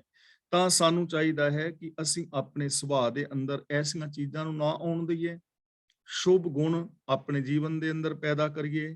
ਕਿਉਂਕਿ ਸਾਡੇ ਅੰਦਰ ਜੋ ਵੀ ਅਸੀਂ ਸੋਚਣਾ ਹੈ, ਬੋਲਣਾ ਹੈ, ਉਹ ਸੰਸਕਾਰ ਸਾਡੇ ਅੰਦਰ ਪੈਦਾ ਹੋਈ ਜਾਣੇ ਨੇ, ਉਹੋ ਜਿਹਾ ਸੁਭਾਅ ਬਣੀ ਜਾਣਾ ਹੈ, ਉਹਦਾ ਹੀ ਫਲ ਸਾਨੂੰ ਲਗਾਤਾਰ ਮਿਲੀ ਜਾਣਾ। ਤਾਂ ਅੱਜ ਦੀ ਵਿਚਾਰ ਇੱਥੇ ਸਮਾਪਤ ਕਰਦੇ ਹਾਂ ਜੀ। ਅੱਜ ਦੀ ਇਸ ਵਿਚਾਰ ਵਿੱਚ ਜੇ ਕਿਸੇ ਵੀਰ ਭੈਣ ਦਾ ਕੋਈ ਛੋਟਾ ਮੋਟਾ ਸਵਾਲ ਹੈ ਤਾਂ ਆਪ ਉਹ ਸਵਾਲ ਕਰ ਸਕਦੇ ਹੋ। ਜੇ ਕਿਸੇ ਵੀਰ ਭੈਣ ਨੇ ਵਿਚਾਰ ਦੇਣਾ ਹੈ ਤਾਂ ਉਹ ਵਿਚਾਰ ਦੇ ਸਕਦੇ ਹੋ।